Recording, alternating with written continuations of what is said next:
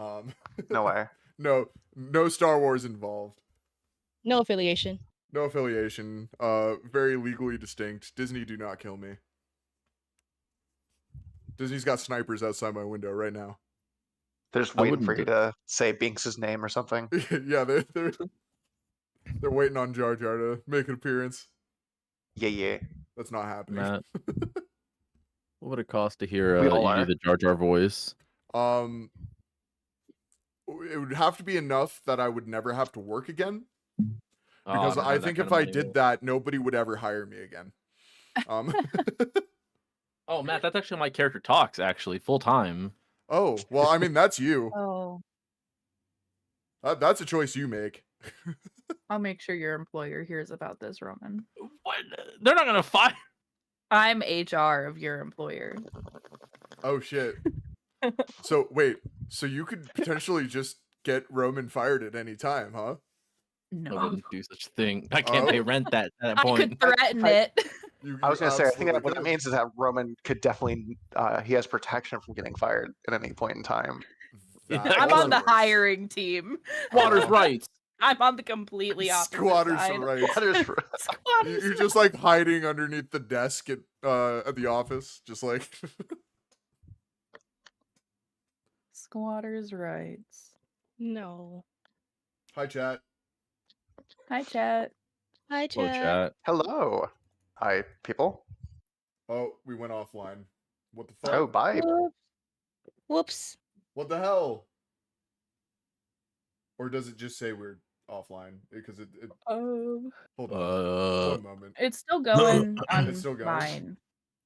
That's what I like to I just hear. saw myself yawn, and it was after you said we're off. So. Oh, so Restream's just fucking lying to me is what's going on. Okay. Sorry, Restream Matt. lies a lot.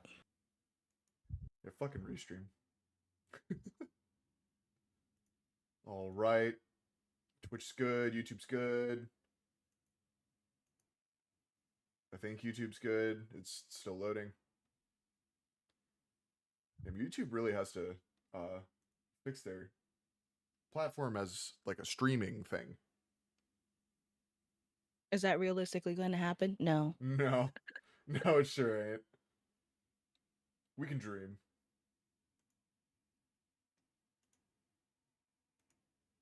Okay, YouTube is working. Cool. All right. So, it's been a while since the Time of Bloodcast has been together. How's everybody been? Life goes on, but by God, is it a fight? Yeah, God, I feel that. Yeah. 100%.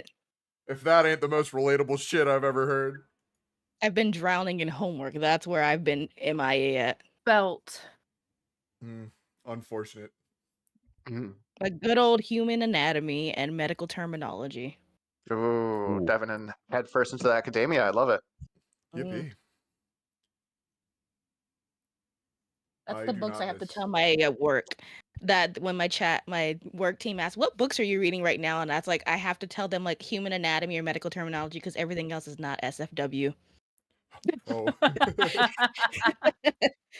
Heard. If they ask too much, you could like let them in on what you're actually reading, and I swear they will never ask you again. I can't do it. You should show them a passage. No. That's why they say we have a work book club, but I'm like, I can't join. I'm not joining. We have a work book club. You got any recommendations? Yes. Incredible. Anyway, hi, welcome to Fresh Rolls. This is a weekly D&D and tabletop RPG broadcast and podcast. Broadcasted live. There we go. Those are the words I need to say. Every week on Sunday night on Twitch and YouTube. My name's Matt. I will be your dungeon master, not your handler tonight. We're playing D&D again. We're back to Time of Blood, but it's not really Time of Blood. It's like a Time of Blood prequel. Just bear with me. It's got some cool stuff in it. We'll be back to the vampires and shit soon. Players, are you ready? No. I'm so ready. No? Okay, I'll give you a moment. Take your time. Yeah, I gotta give me put my like. D&D I wheels just need to on. like set my ambiance. I mean, There we go. Okay. yeah, there we go. We needed that apex in the music. Chat, if you want to get the same vibe as we're getting from your playlist, look up space opera epic SF RPG music. And that is mostly what we're listening to, and a playlist for a movie series by Lucasfilm that shall not be named on this stream, starting now. So, without further ado, it is a time of galactic war. The Balthian Empire, from a galaxy far away from this one, has taken over their own galaxy and ran out of space to move to. So they've started taking over yours, the galaxy known as the Gilded Ring. Known as such because the entire outer rim of the galaxy is lined with golden asteroids, making travel in and out of the galaxy near impossible without the kind of tech that the Balthian Empire has. And also meaning that gold is pretty much worthless. It is used as currency much in the same way copper is for pennies. Nobody really cares about its real actual value. It's just there for the number on it. You guys are coalition troops or bounty hunters hired by the coalition. So before we get into the actual session, let's talk about what you guys have as troops and bounty hunters. If you are a bounty hunter, you have a jetpack. That means you have 60 feet of movement in any direction. I do not recommend going down because I will roll a lot of bludgeoning damage. Oh. Yeah, it's not good for you. You also have a scanner, which means you can find anything living within a 120-foot radius of you unless it is cloaked. Coalition troops. You guys have supply packs, so you are just like stocked up on health potions. Cool. Each coalition troop gets 3. I promise you will need to use all 3. Probably by the end of this episode. You also get a weapons scouter. It's a little visor. You just like flip down off of your helmet. And it shows you the weapons capabilities and shielding of any ship or heavily armored individual. Again, unless cloaked. I'm so sorry. Can you please say that last one more time? You get What's it called? a weapons scouter. So you basically Weapon scouter. Thank you. You can tell what weapons anybody's got, or any ship's got, or like type of shielding they have, type of armor. It also helps on droids. Yeah. So those are what you're starting with. Bounty hunters, you also get thieves' tools. And then,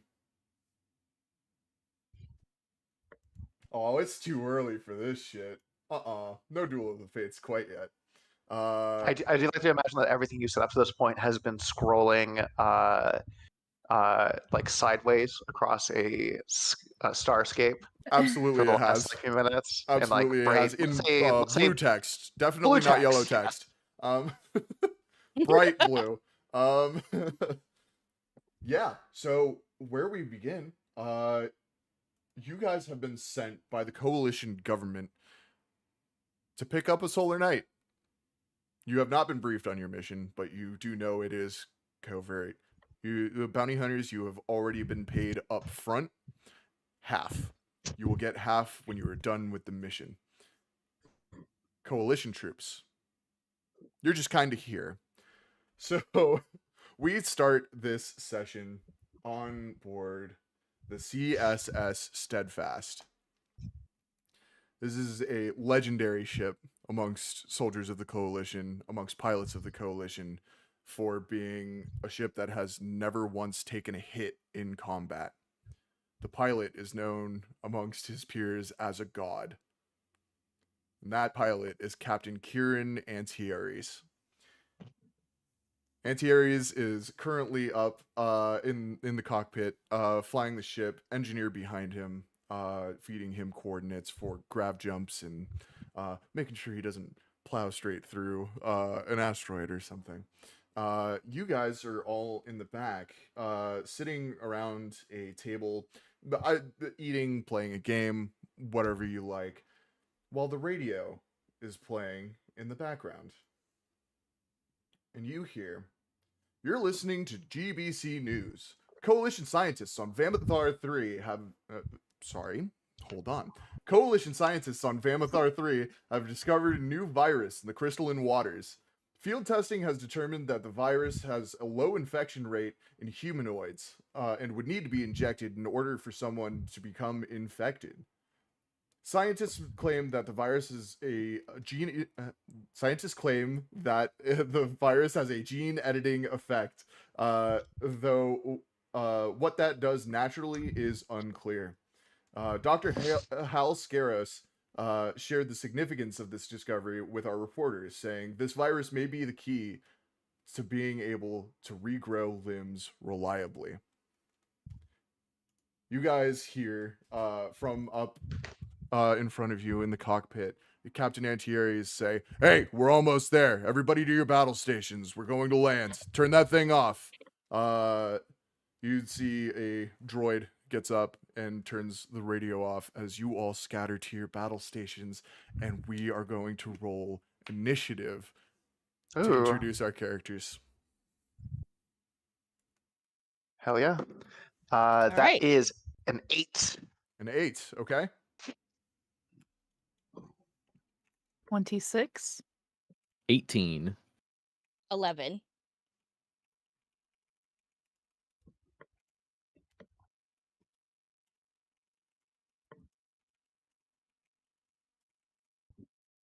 Okay. First up, Flounder. Introduce your character. Yeah, so my character is Viba. Viba is a kind of short goblin-esque individual. They have long ears that kind of wrap back behind their head and are held back by a piercing that loops between both ears, and then have gold jewelry and piercing on like the rest down their ears and across their face. They're pretty nervous running to their battle station. They are, their skin color is green, like a dark emerald green, and then their hair is just a shade darker and goes almost down their whole back, and they nervously get into their battle station. Okay, yeah, you climb into a just like a little glass dome on the bottom of the ship. In that dome is a little chair with some joysticks, and in front of you, outside of the dome, are 2 barrels of blaster cannons. As you sit down and you take aim in front of the ship, just in case, every once in a while, turning behind to make sure you're not being followed. Next up is going to be Roman. Give me your character. Yes, we see this kind of like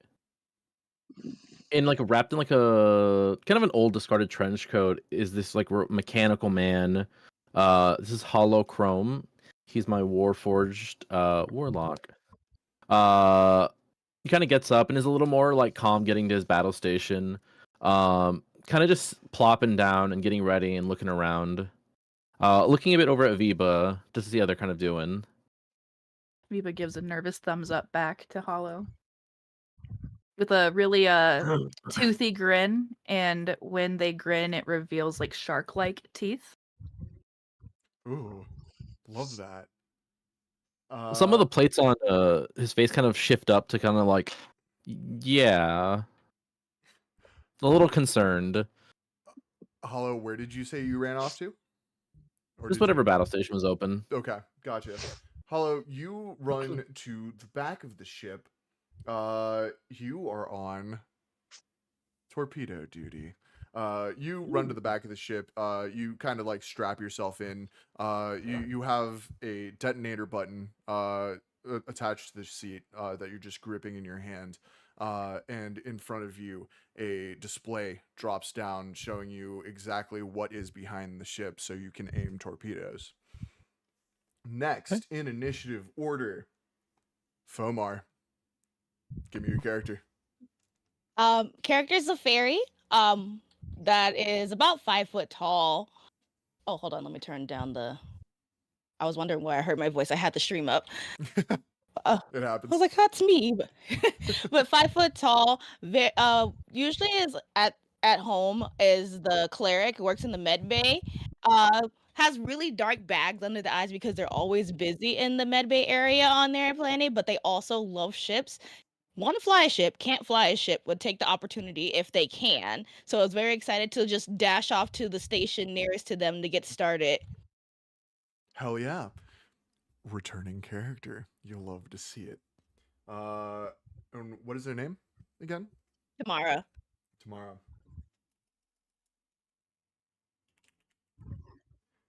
And finally, Felix.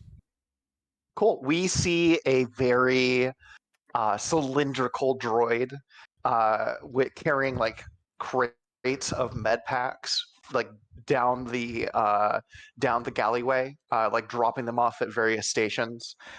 He looks to be about we'll say like a solid 5 feet tall.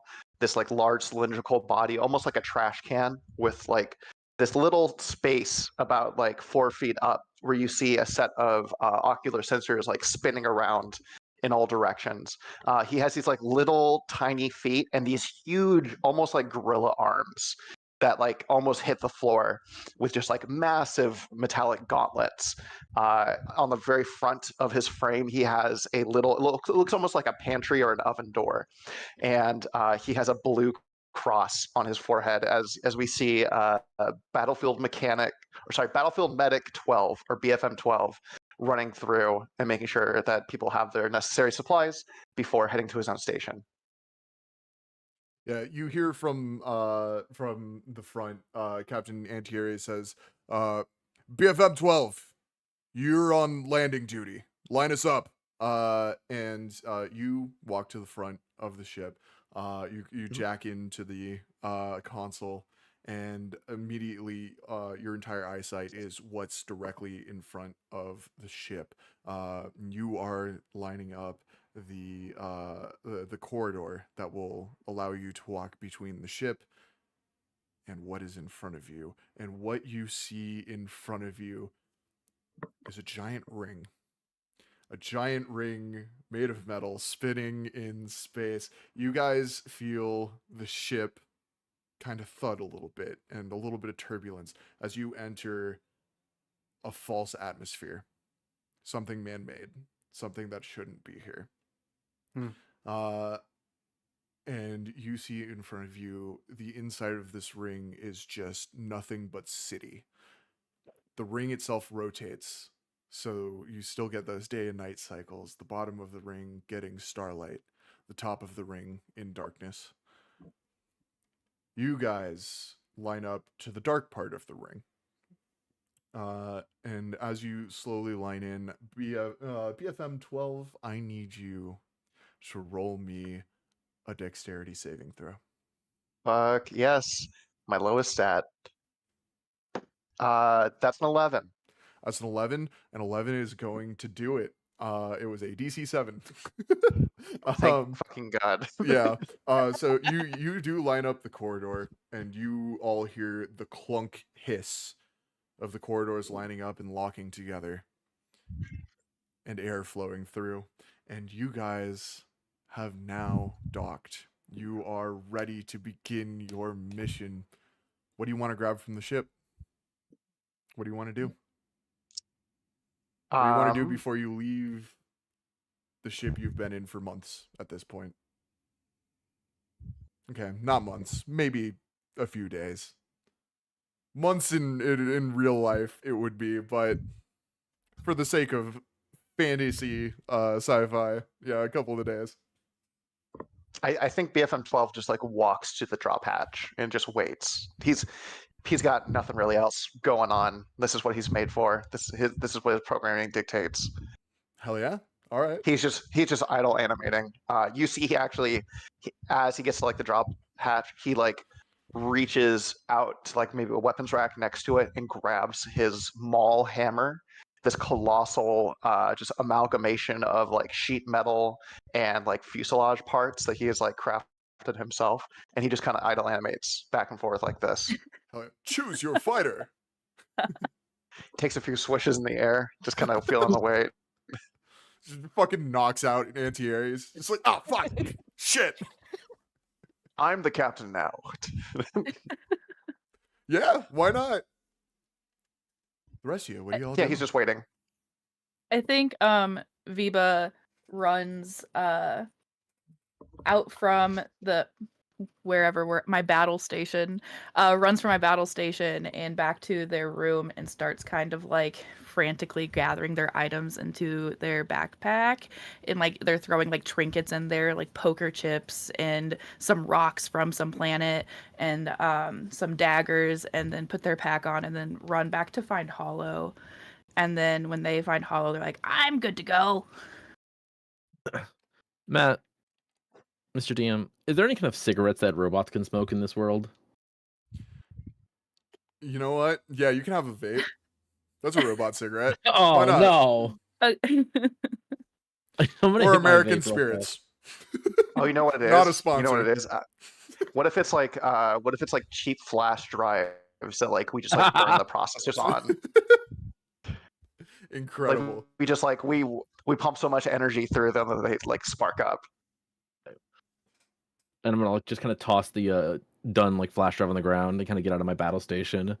Oh my god, everything you need. You know that's gonna fry your batteries. Yeah. All right. Anti-Ares just kind of fucks off. Did you say that to my character, Roman? Yeah, I'm kind of getting out of my battle station, and I'm just like, you got everything you need. Yep. And then Viba kind of rushes over to hold on, I wrote it down. BFM 12. BFM 12. Yep. Battlefield medic. And assumes my idle animation. Viba, it's great to see you again. Roman, what was your character's name again? I forgot. Hallow Chrome. Okay. Make sure I put it in here. Perfect. Okay. So as we're getting ready to get off, I'm doing a quick check of all the supplies. Like, okay, we got our supply packs. Med's good. And then Shamara's gonna run back to her room, like make sure I have everything I need. My handy dandy glasses. Do I got a pistol? Check. And then dash to the front of the ship. Is like, Captain Anti-Ares, question. Yeah, what's up? Chance that when we leave, I could possibly get a chance at finally flying this ship since I've been on it this whole time? No. One of these days, I'll get another chance. Not All right, fine. Fine. Go run to I've seen you fly. Just one time. I swear. It wasn't all bad. You were happy with your performance. I was impressed. I think it was quite impressive. I check records on this. Yeah, you pull up, you like walk up to one of the consoles and you just like pull up crash records of recent ships, and you see one that crashed directly into the flight tower, killing only droids, which probably is a little offensive to you, but yeah, you don't know if that is technically Tomorrow, but it might be. I don't have a good feeling. You can roll insight if you want to know if it is. I would love to do that, actually. And Fomar, if you would like it to be you, you can roll for that, or you can just tell me. Either or. Ooh. It was totally me. It was you. I only got a 2. You only got a 2. Wise decision, Captain. Definitely not her. Damn, I guess maybe we're safe. It's like shush, tisk. It was just one flight, and it was a long time ago, with the Hippo Man, I believe. Oh, there was that one too. I wasn't there for that. No, you weren't. So I was great. I don't know what you're talking about. Right. Just as I'm walking away, just next time should probably read the manual on how to actually fly a ship before I do. She doesn't even have a license. She doesn't even She go doesn't here. even go here. She doesn't even go here.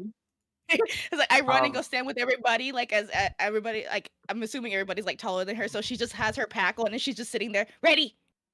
I You think as so sorry go ahead. before we jump or before we depart, there's a little like magnetically attached like timer that goes off on BFM, and he says, "Ah, they're done." And he opens up the hatch, the cabinet in him, and a little like tray comes out, and we see like 2 cookies, and then like 2 like what appears to be like discs.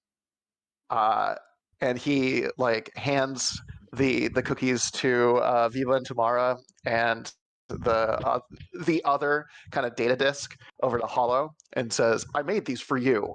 And they are using the chef feat. These are extra little treats that, if you eat them, give you 4 temporary hit points. Can I just say, you don't even explain to what it is to Hollow, and he kind of already like he slips it in right away, Yeah, like he to like does. a little like disc BFM drive in the head, and he does too. just slides it. Oh, okay. So it was. Oh, so just the food. Okay. I've been around my fair share of poisons. I'm watching you, and just stuffs it in my bag. I think Viva definitely already eats it. You are both coalition yeah. troops, by the way. I do need to say, BFM and Also, we Tamara know which are are. coalition Are we? troops. The other 2 of you are not. Yeah, you Mm. probably either have served together before or would have like some level of trust, both being in the same military. But that's up to you. Oh, okay. No, then we're cool. Then I didn't know if he was the coalition or a bounty hunter. No. Yes, absolutely a coalition troop. I feel like Okay. with you being on the med bay, you've probably like seen me like cart in people from like the battlefield before. It's like So like we've anything we've to we've make our probably job interacted. easier. It's like I'll keep this for later, stuff it away, and be like, ready. Yeah, flashback to BFM dragging an orc by the leg into an infirmary, and then just like kind of like over the shoulder like slamming him down in the bed. It's new patient. And then fucking walks off. Or you know what it is? I think his cybernetic like fingers like can like make like a little like mesh stretcher, and that's how he like carries Hell troops yeah. from the battlefield. And then I he slammed this orc on the table. yeah. Like there's a lot of times that it's like Tamara yells at him, "We need a little bit more bedside manner, if you would please. Don't make my job harder." I don't work on the bedside. That's your job. Have a cookie. Here, I baked this for you. My mechanic told me it's important to have hobbies. And Right. as you both remember this traumatic incident in which BFM absolutely just gave lasting trauma to an orc, physical trauma and mental, probably. Probably. You guys make your way through the corridor, led by Captain Antieres, and without even missing a beat, Antieres just kind of like turns around and starts walking backwards, and says, "All right, technically I am in charge of this mission. However, we are picking up Solar Knight. He outranks me in just about every possible way. So if he gives you an order, I expect you to listen to him. Bounty hunters, that means you too." Absolutely, Captain. Are we being paid well in this Fuck gig? yeah, you are. Oh fuck yeah, you are. I'll light up another one of my little my little flash drives and just burn it out real fast, and then be like, for what we're getting paid, yeah, and kind of just chuck it to the ground. It's like, you know those are bad for you, right? That's gonna end up as space debris. Hollow looks at both of you, saying nothing, and looking back, and then taking out a second one and doing the same thing. Right. All right. Well, I'm not cleaning that up. Is there any questions before we get there?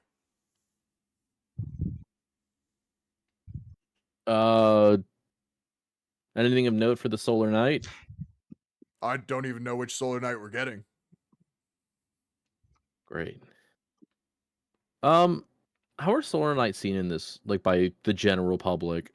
So it depends on who you are, really. Um, Solar Knights have long served the coalition. They do what is they consider to be best interest for the galaxy.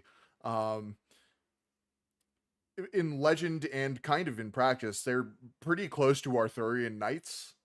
Except instead of just the Knights of the Round Table, there's a shit ton of them. There's probably a solid 10, 20,000 solar knights throughout the galaxy, which in terms of a galaxy is not many. But the type of training and dedication it takes to be a solar knight, somebody who has martial prowess with a very difficult weapon to use, as well as arcane prowess in most cases. That's hard to come by. That takes lifelong training. Um, so in a lot of cases, they're seen as heroes, as like noble knights, and in a lot of other cases, they're seen as oppressors and those who just like uphold the law, whether the law be good or bad, right or wrong. But there are different sects in the Solar Knights. This would be pretty common information. Different sects in the Solar Knights. Those who do their best to help people go out to random worlds and like to settle like personal disputes. From like personal disputes to like planet wide like political disputes. And then there are those who lead armies, who believe that the best way to solve problems is through violence. Hmm.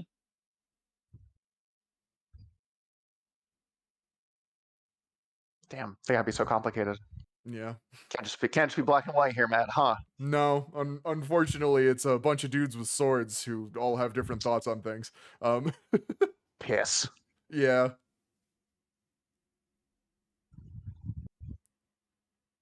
All I'm right. gonna look down at Vibun and like, let's just hope it's one of the good ones. So are we supposed to?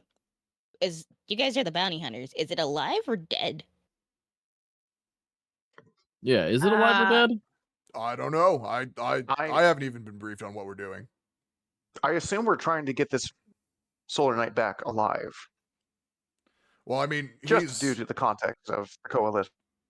well, we should prioritize helping the Solar Knight stay alive. Absolutely.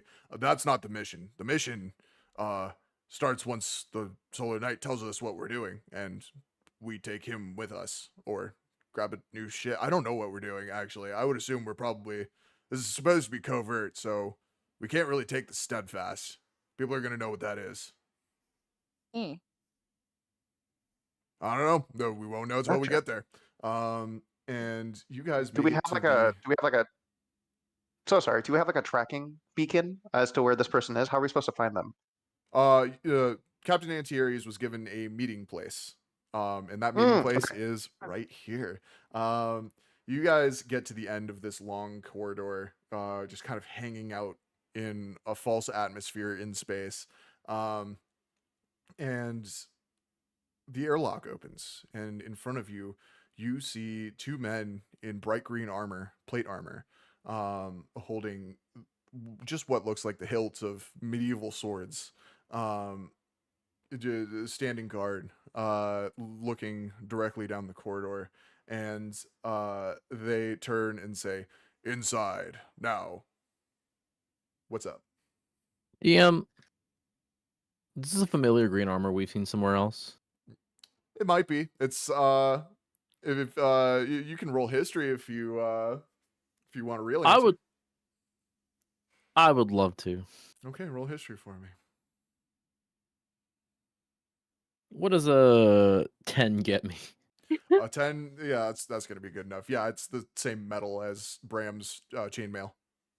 Oh, I meant the armor on the planet. Oh, no, it's a different metal. Damn. This is much shinier and a lighter green than what you see on the planet. What's on the planet is an armor made out of pure adamantium Mm. Wow. Fancy. You or don't see that adamantite. anymore. Yeah, it's a very rare metal since Ralph mined it all.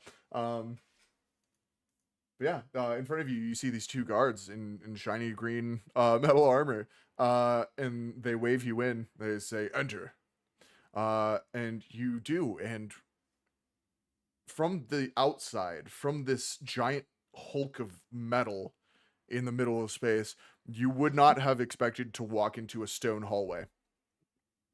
Before you looks like the corridor of a castle. There are torches on the walls, burning kind of like a phosphorescent blue. Definitely not hot fire, and not something that would be potentially dangerous in the vacuum of space. But you look ahead of you, and this well-lit castle corridor ends in two large wooden doors. And one of the guards, as you walk in, say, "He's waiting for you beyond the gate. Head in, please." Okay. And I think Yeah, we follow. Vivo just starts going. Yeah, all right. Yep. You guys follow Captain Anti-Aries down this corridor. Every once in a while, you see like a hallway that kind of splits off. You see people running to and fro in like commoners' clothing, carrying plates of food, and like polishing armor, sitting in doorways, and just going about cleaning and cooking around this Solar Knight castle. This is an outpost for the Solar Knights.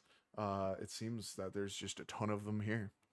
You guys make it to the giant wooden doors, and they open for you.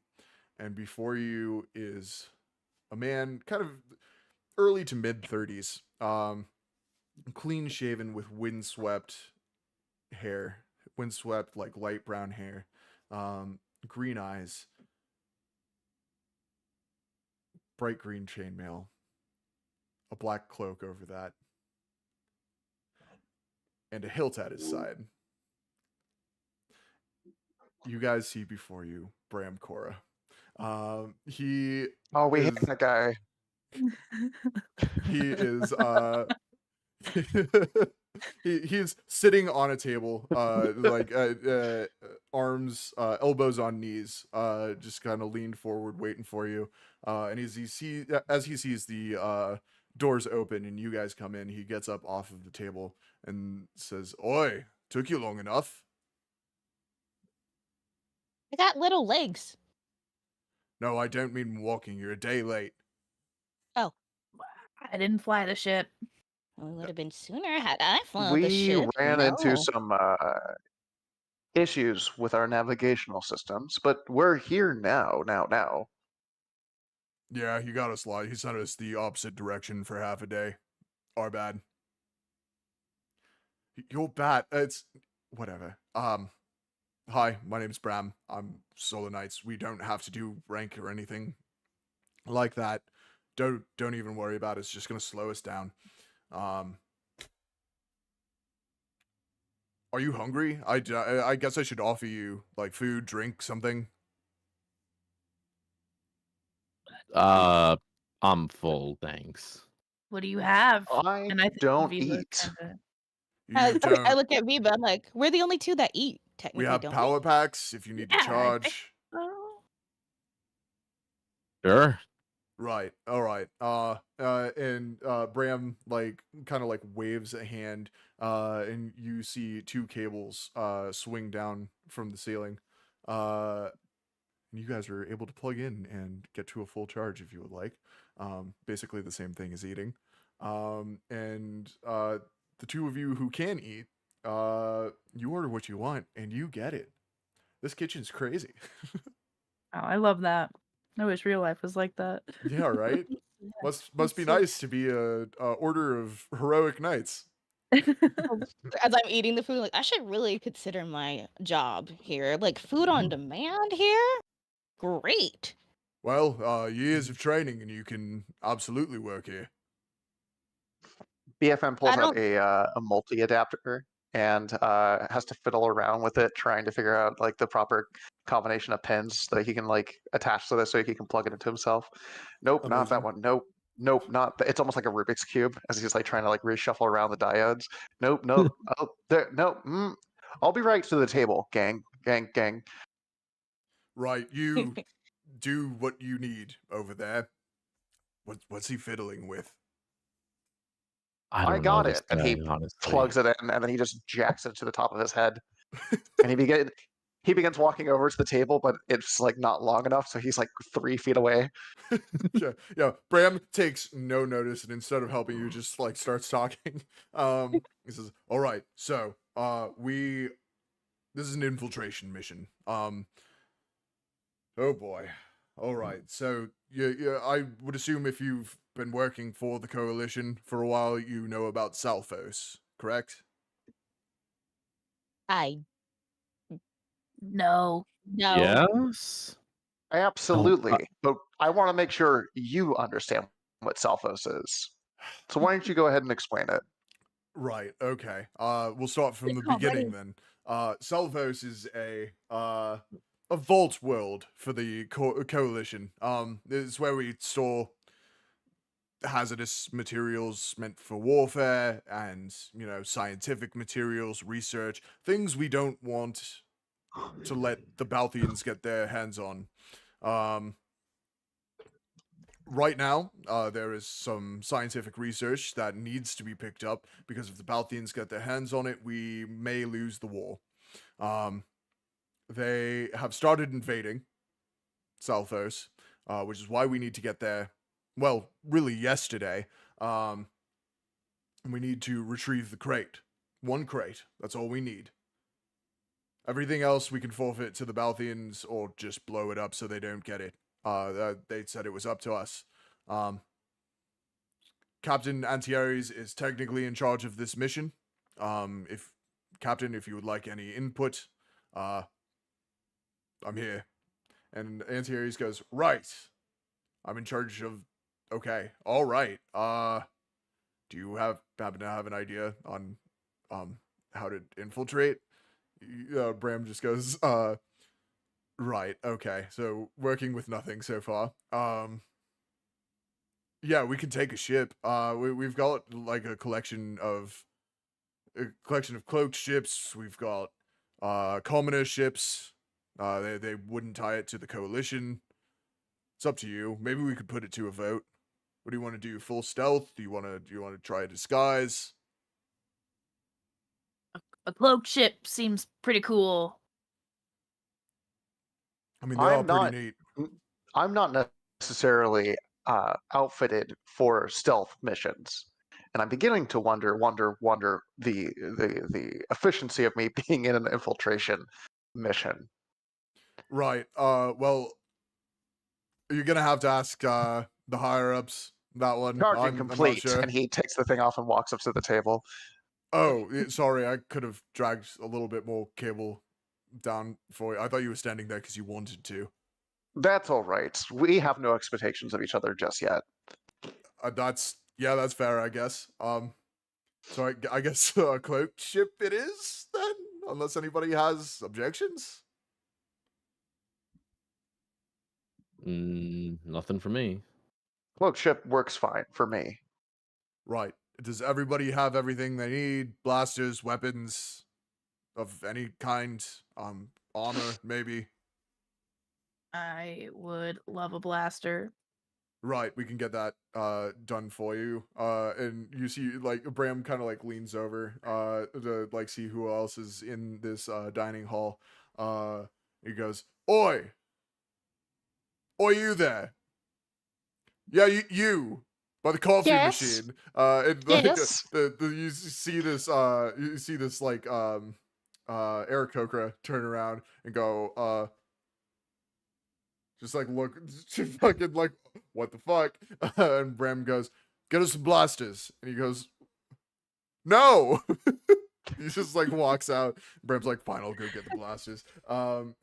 Bram like heads off to the armory. You guys are just kind of alone in this dining hall and in this castle of Solar Knights. What would you like to do? That guy, huh? Gonna look at Viba and I'd be like, look, they've already paid us half. We could probably take off just in case. I mean, that's the guy who's leading us right now. But we did give them our word. I did say yes to this, so I feel like I have to follow through. Did you give them your actual identity card? What's an identity card? I'm gonna pull like just a little card that has it's like basic information. I imagine you need some point. Yeah, no, you pull out a little metal card and press a button on it, and it shows your face and like like holographic little blocks. You see a bunch of like little cubes formed together to form like an amalgamation of your face. Very pixelated. And underneath that is just like text of like your name, date of birth, ID number type thing. And of course yours is fake.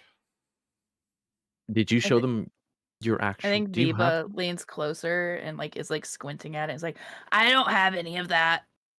What did you sign up with for this? Did you use your actual information? I don't have information. We could take off. All right, we'll hold tight for now. But I have morals. Listen, Damn. I've been in this business for a long time, and you just gotta know when to cut loose and go sometime. Well, what do you think they think? And then Viva's gonna turn to the other two and goes, "Should we just dip? Hey! This guy just wants to dip." Hey, I'm gonna try to like pull Viva. Dip. No, I'm No, sorry. we My friend is hired you. not. You're staying. My friend is just messing around, and I'm gonna look at Viva. It was just a prank. I'm just joshing you. Roll deception. Yeah, I'll do that. Can I assist, seeing how like how freshly like tempestuous this like new group is. I think some like group bonding programming scripts start running in DFM's head, and he says, Okay, trust "Yeah, fall. we make jokes like this all the time." Okay, yeah, roll with advantage now.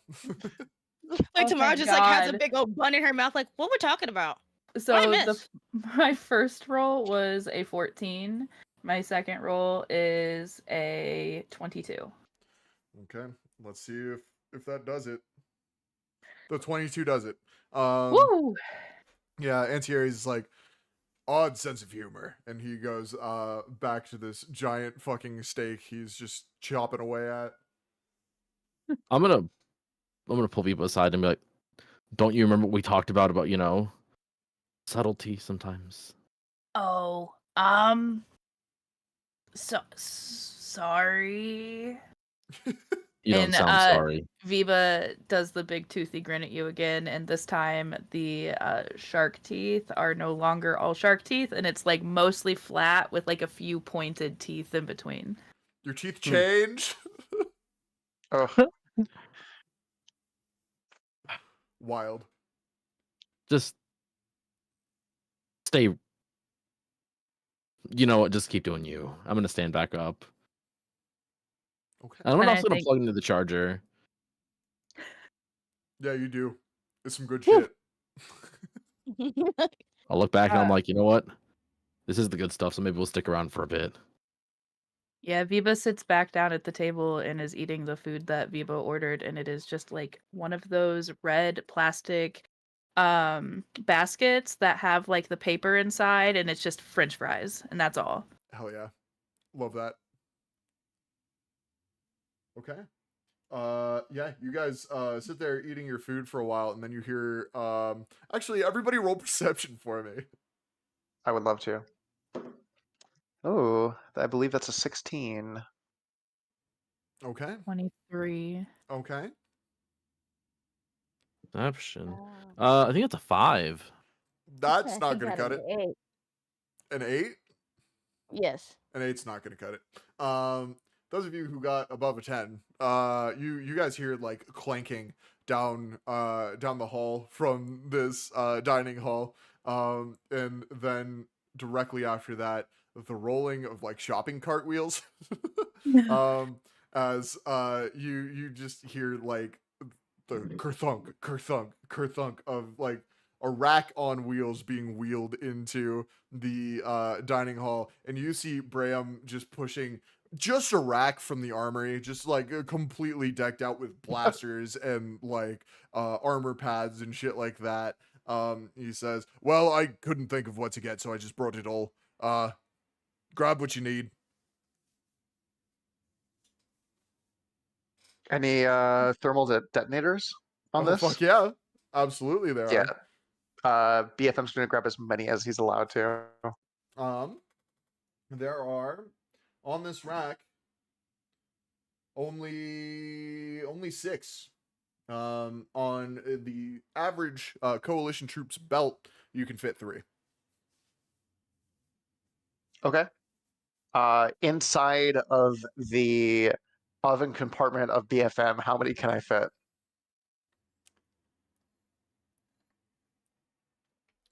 Hold on, give me a moment. Let me try and figure It's this out. I would say roughly he's 4 feet tall. This Okay. compartment's probably like a 3 foot by 3 foot like box. Yeah, you Can can I probably watch fit them this all in happen? there. If you throw Can I watch you bombs go in an grab them? oven, though, that's probably not a great idea. Just putting It's that out cooled there. off. It's Don't worry, cooled off. gang. My It says my coils 350. are yeah. They explode at 352. We're fine. Viva's yes, you gonna are go watching right this for a happen. blaster. Okay, you go for a blaster. Are you taking like pistol, rifle? What are you looking for? Could I Or get a pulse rifle.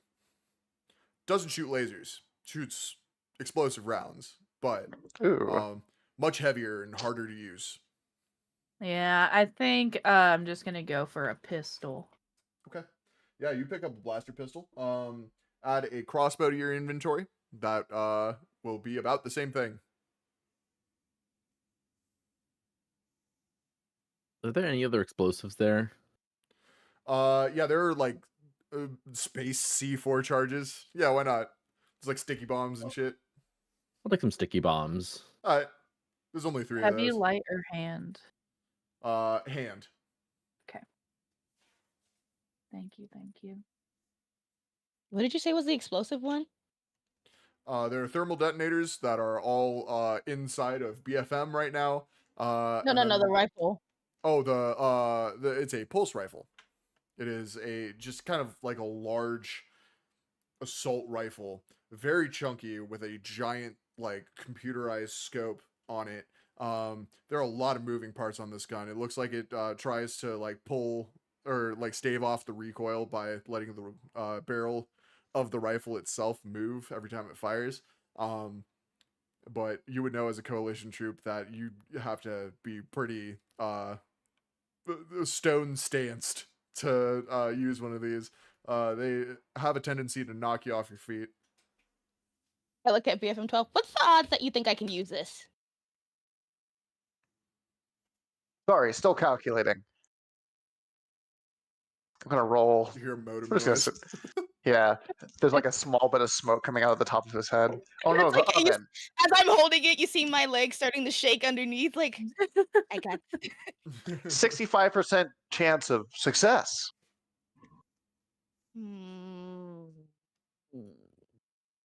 Looks at my laser gun. You know what? I'll take it. I'll take it. Mechanically, this means every time you fire, you will have to make a dexterity saving throw. Yep. I love that. Basically, what this does is cast Firebolt with some concussion properties. I love it. It's got some knockback. We'll get there when we get there. All right. So, does everybody have all the weapons they want? I believe so. You guys are Yep. stocked up. Bram looks at everybody and goes, "All right, let's go. Let's get moving." and leaves the hall, leaving the entire armory rack here, and just walking with a purpose. Bro is I like look at speed Bram. walking. Is that safe just to leave it out? Oh, don't worry there? about No. it. It's fine. Okay. You as you guys like leave, as you're like speed walking behind Bram, you hear another solo knight walk into the dining hall and go, "Oh, god damn it." And you guys are led by Bram through this just sprawling castle inside a space ring to the to what it looks like a loading deck. But instead of like ships coming in and out, dropping off crates, they've just kind of started using it as a storage facility. And Bram goes, "I have just the thing in here." And it kind of like leads you between crates and between just like giant shelving units that are way too close together. You have no idea how anybody gets anything off of these. You guys have to like kind of like side saddle to get through there.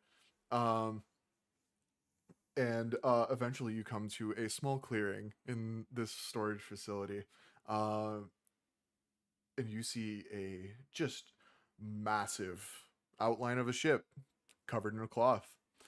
Bram walks up and pulls the cloth, and you see the oldest hunk of junk you have ever seen. It's longer than it is wide. All of the edges just kind of rounded. It has two wings on either side that are basically just rectangular prisms, just a little flatter than normal.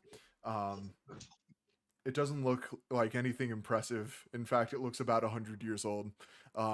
But Bram slaps it on the side and says, "They're never going to suspect this, plus it has a cloaking device." What do you think? It can fly, right? Yes, it can fly. Of course. Are you sure? I fixed it up myself. Oh. Did they teach you aeronautical mechanics in Solar Knight School as well? No, I taught myself that. Well, think BFM like punches Hollow on the shoulder and says, "Good thing we don't need to breathe air." But I do. I also breathe air and Don't worry. Sounds like there's air on the ship. That part works as well. I start looking at the ship like I fix a few ships back home, and I just want to make sure we're safe. You said you fixed this, right? Right. Wait. I did. It took months of work. Wait. Have you flown it yet at all, Bram? Bram. Bram, Bram. whatever you want to call me, honestly. I Bram. don't care. Yes, I have flown it. Just here in the ring. But, yeah. I haven't taken it out into space yet, but it works. I guarantee it works. Hmm. Well, okay. And then I think Viva just goes to get on the ship. Okay, yeah, you walk up to the ship and you hear like just a screeching noise as the landing ramp disengages from the side of the ship and like comes down to greet you. It's rusty as fuck and definitely needs a good oiling. Viva turns around and but walks it's there. back to Hollow.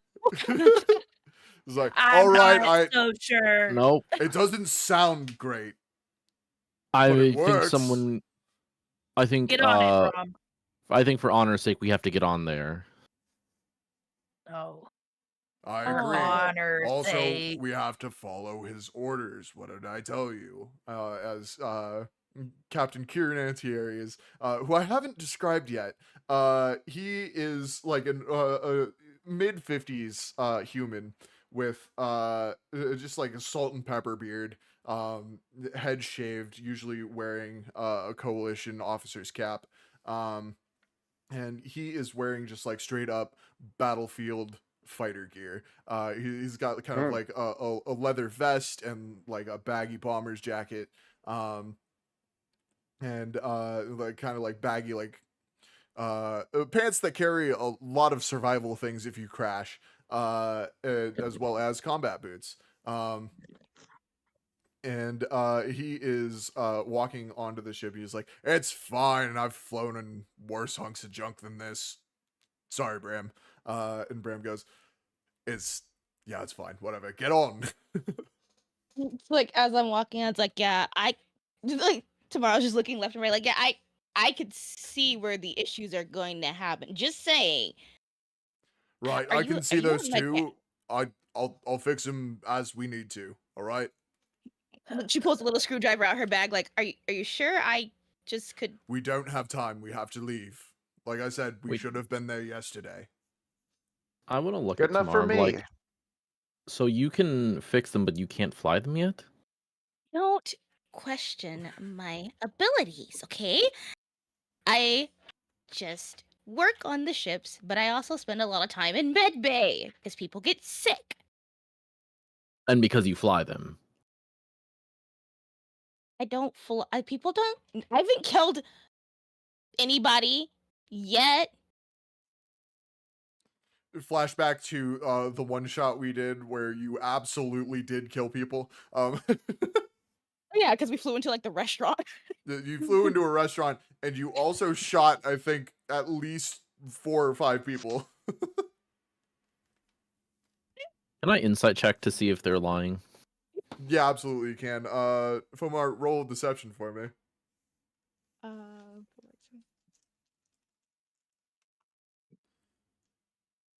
got an 8. I got a 14.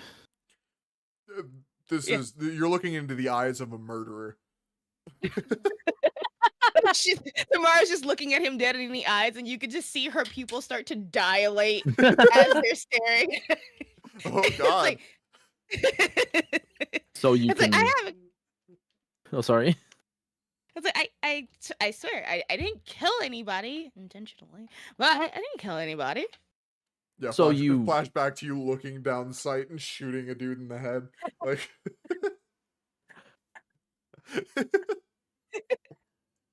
Yeah, and I'm gonna go back to Vipa and go. I think this one tells the truth about as well as they fly.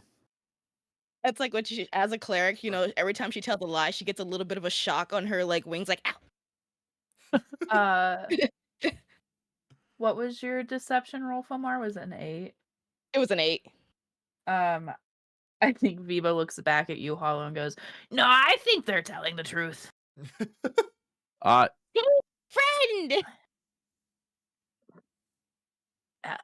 Like, look can at you me, prove otherwise, Hollow? I mean, no, I couldn't prove it. Exactly. Listen, team, I gotta say, I've pulled a lot of people from the wreckages of burning ships, and most of them are able to live long and fulfilling lives inside of Bactivats. All right, it's not all that bad. Disney, don't come for us.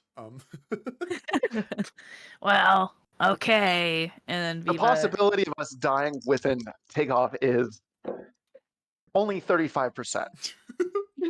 That's a lot of percent. That's nothing. And then I look back at Hollow one more time, just eyes still dilated. See, we're safe with me.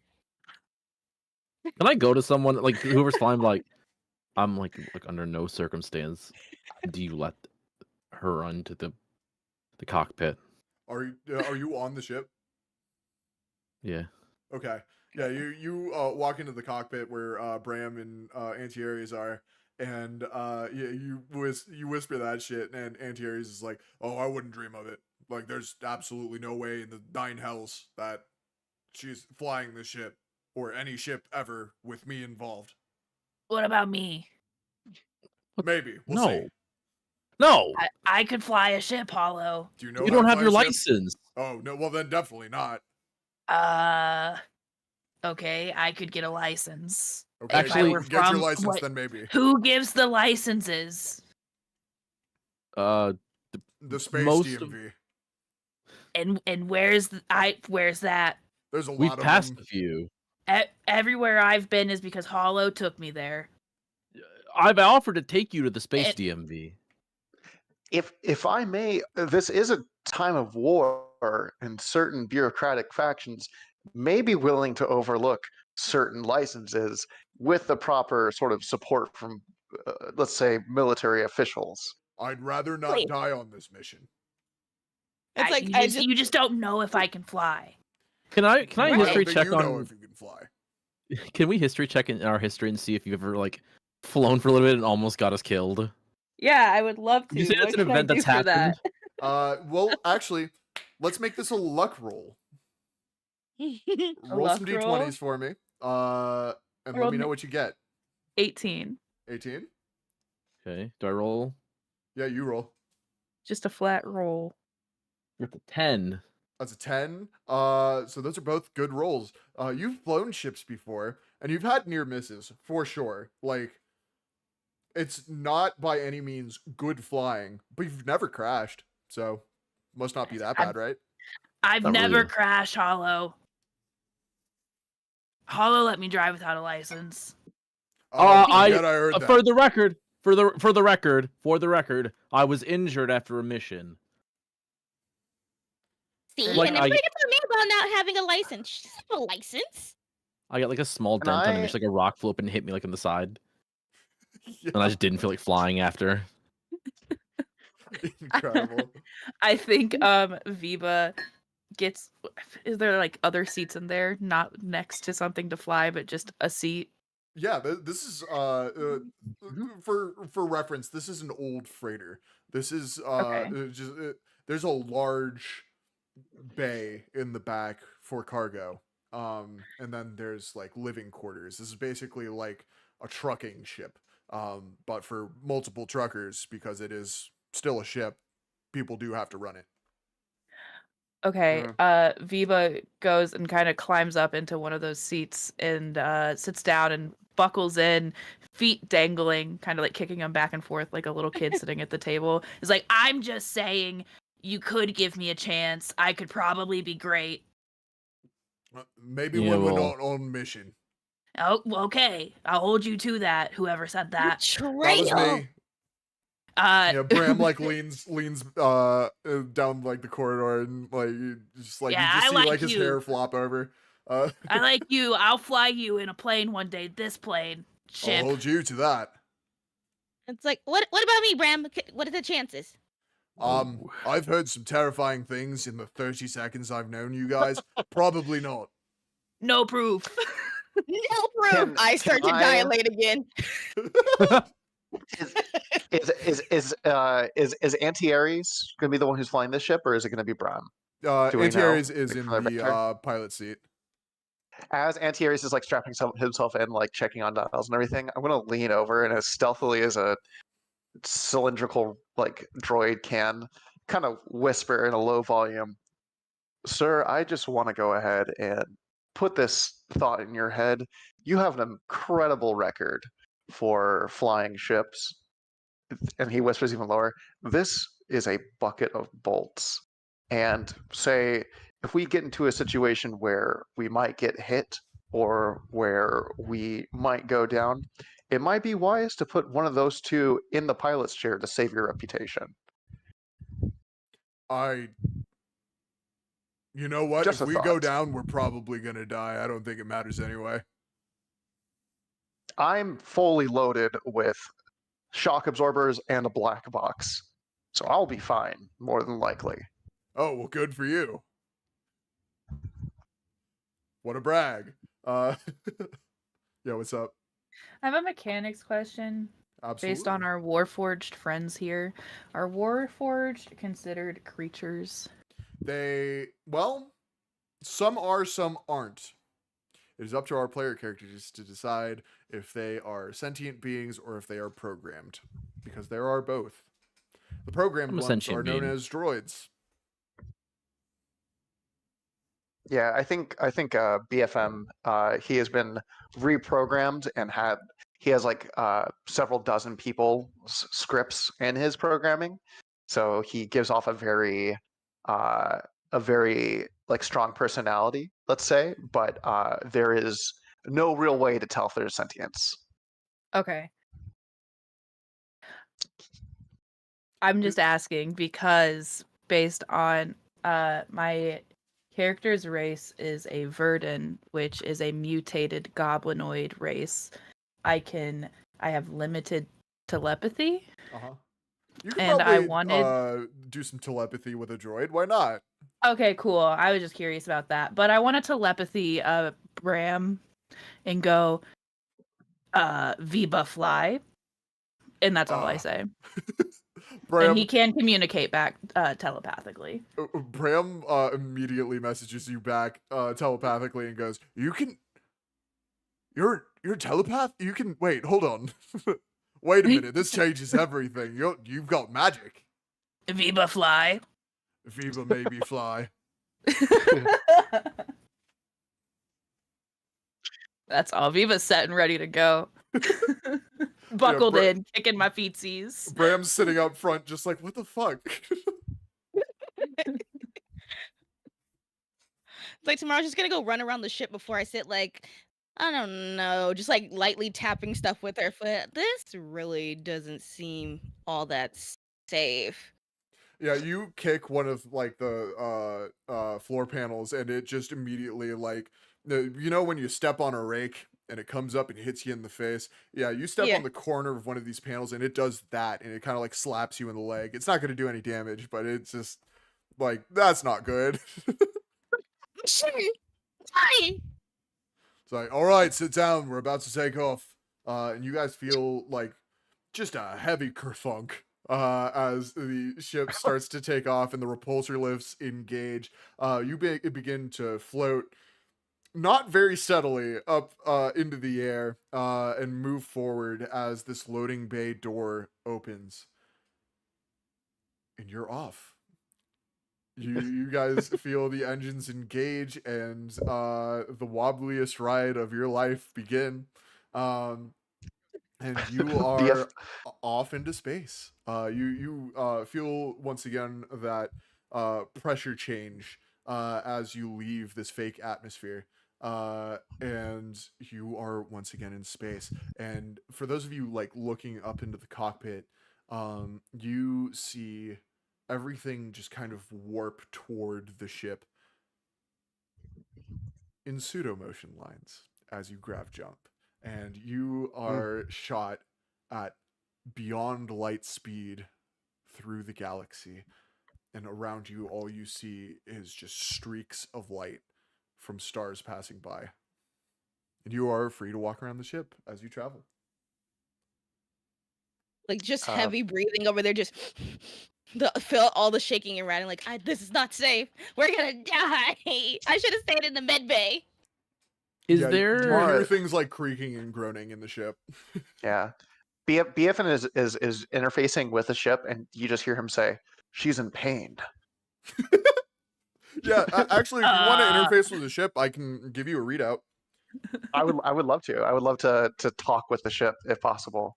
Okay, I need you to roll me charisma. That sounds appropriate. Just a straight charisma is going to be a 13. A 13. You hear like you jack in. Would you have like a cable, or would you have like in the series that shall not be named in this campaign? Is it like a little stick that comes out and goes into a hole? Like what do you got going on? I think I think he has like 3 fingers on each hand, and each of those fingers are like made of like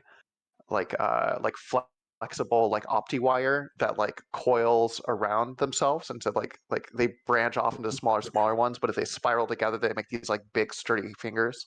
And so he takes one of his fingers and it just unravels into an interface that like works its way into the USB or into whatever port It's USB-C that he needs to.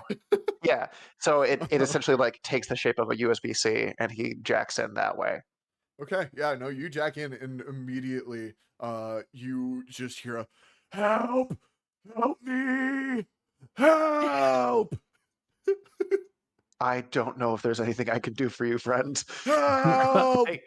Thank you for your service to the coalition. Kill me! And he quickly jacks out and says, The ship is in pain, but I don't want to do that again. He looks over at Bram and says, "Why did you give your ship an AI?" I didn't give my ship an AI. Someone gave your ship an AI, and it is in pain. I need to check into that. Hold on. You see Bram like turns and starts typing, and he, you just like hear from the cockpit, oh no. Like, tomorrow just like looks at and be like, what? 12Z, what did she say? What did she say? It's not so much 12Z. what she said. It's more of what she screamed. Oh. And they're worried about me flying and crashing this, and the ship's already screaming? That might be the ethical thing to do in this situation. Captain, I think we should let her fly the ship. Absolutely Her not. misery. That is not happening. Can I look for some loose nuts and bolts? Or do I have Yeah, any it on doesn't me? take you Please very don't. long. We They're need just those. kind of rolling around. I'm gonna pick a few up. Okay, yeah, you do that. You can find a solid handful. I'm gonna kind of do this like walk around the ship out of sight of everyone, kind of looking for different just little nuts and bolts. Yeah. And then I'm gonna walk over to the cockpit, not say anything, but kind of just bend down a little bit, and walk back over to Viba, and I'm gonna say, I found this these fell out of the controls at the front, by the way, and just kind of show her the handful of nuts and bolts. Oh, give me. And then Viva kind of holds their hands out, very Oliver Twist-esque. Please, sir. Please, sir, may I have Yeah. some bolts? Yeah, and I'll kind of just drop them into your hand. Viva takes them and then kind of sticks them in their pack and then turns back to Hollow. Thank you. That was not what I expected. Just some bolts for later. What were you expecting when you brought me bolts? I kind of mess with you, you know? You always bring me the trinkets. Yeah, I do. By the way, do you have my extra USBs? Viva. I'm running kind of low here, and I know I have my emergency stash on you. We're hitting that like 2001 punk in this right now. We've got like old school, just like USBs that are cigarettes. We are we're plugging Cowboy in with Viva. USB-C. Viva searches in their bag for the USBs. I'm gonna roll for it. Yeah, Viva grabs one and turns and hands you one, and it's Can you pick the flavor? it's about it. Yeah, it's lemon grape. If it were Sounds like a a vape, terrible it would be Geek Bar. That was my vape of choice, but I quit. Hell yeah. Love to see it. And Viva like hands it up to you, and it does have some like hairs and dirt sticking in the end of the USB. Like definitely needs to be hit it with a before you hit it. I'm gonna just like hand it back and say, just make sure you don't lose it. Also, maybe clean out that pack. Okay. Viva turns and starts cleaning out their pack. Oh, okay. Yeah, you're just like throwing junk everywhere. How much Yeah. stuff do you have in your pack? Enough. Okay. We got some poker chips. Now I have a handful of bolts. I have a lantern in my pack. I have some playing cards. Do you have like just an ancient ass oil lantern? Yeah. Hell yeah. I like to love think it. it's just like a little like flashlight. Okay, yeah, no, absolutely. If you want an oil lantern in the space campaign, you could absolutely have it though. I think it would be funny to be an oil lantern in my pack with everything else. There's some Yeah. poker chips in there though, probably a journal. Just anything Viva finds, Viva takes. Okay, yeah, no, you just like dump out your klepto bag. And I want you to roll me survival. Ooh. For a reason I'm not actually going to tell you yet. That's a 3. That's a 3. Okay. Yeah. Gotcha. And in that case, roll me a Constitution saving throw. Don't worry too much though. Okay. So that's a nat 1. That's a nat 1. You go directly into a coughing fit from all of the fucking dust in your bag. There's just nothing. Half this bag's volume is dirt. And you just like fucking dump it on your seat, and it just all like puffs up into your face, and you take an entire breath of dirt. Oh, This is your fault. can I? Roll 12. for Do you have a Valley Fever. vacuum? Like in the smoke? Is it gonna explode? Are we dying? Is it crashing? It's just dirt. 12. Do you have a vacuum? A vacuum? No. I have a tray underneath the rack of my oven where like I'll just like vibrate like once a week and like break off all the big bits that of like baked goods that I've been baking, and then I shake that out randomly, probably into their bag. Incredible. Which is why there's so much dust in there. Oh, thank you. Take that. So good. You can have that.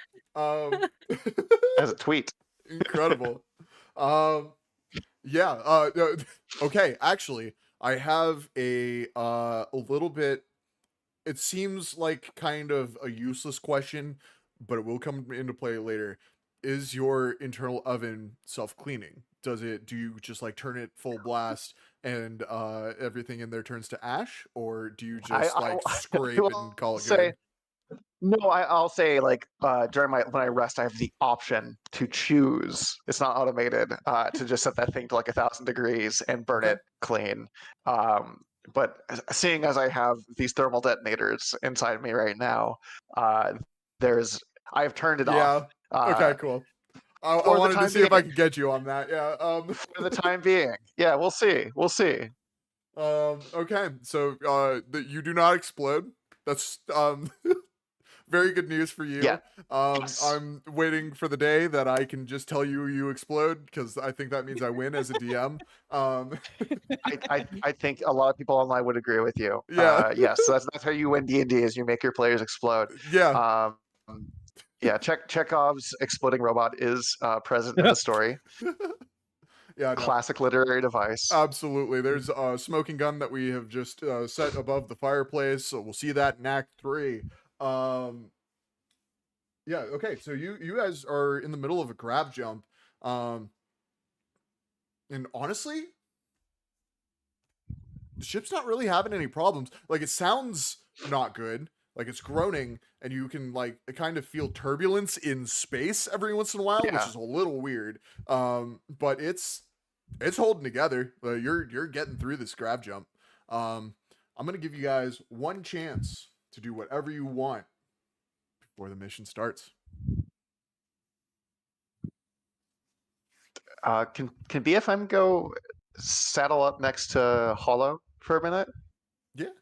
And he kind of like waddles over while everyone else is doing the thing, and he kind of sits down and says, "Hey, I saw you had a few of those flash drives.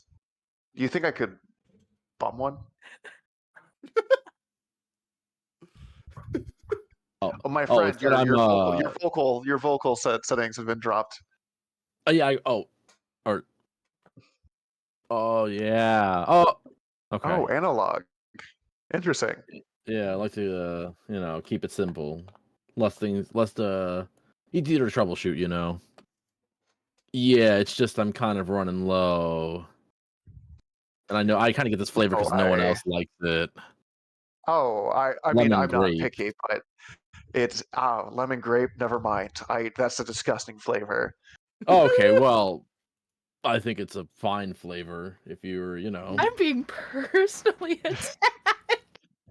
Guys, it tasted like pink lemonade, I promise. I'm sorry. It's just like there's the Arizona iced tea flavor Grapeade, and that's what I think of when you say that. And Grapeade, that's like I forgot about that.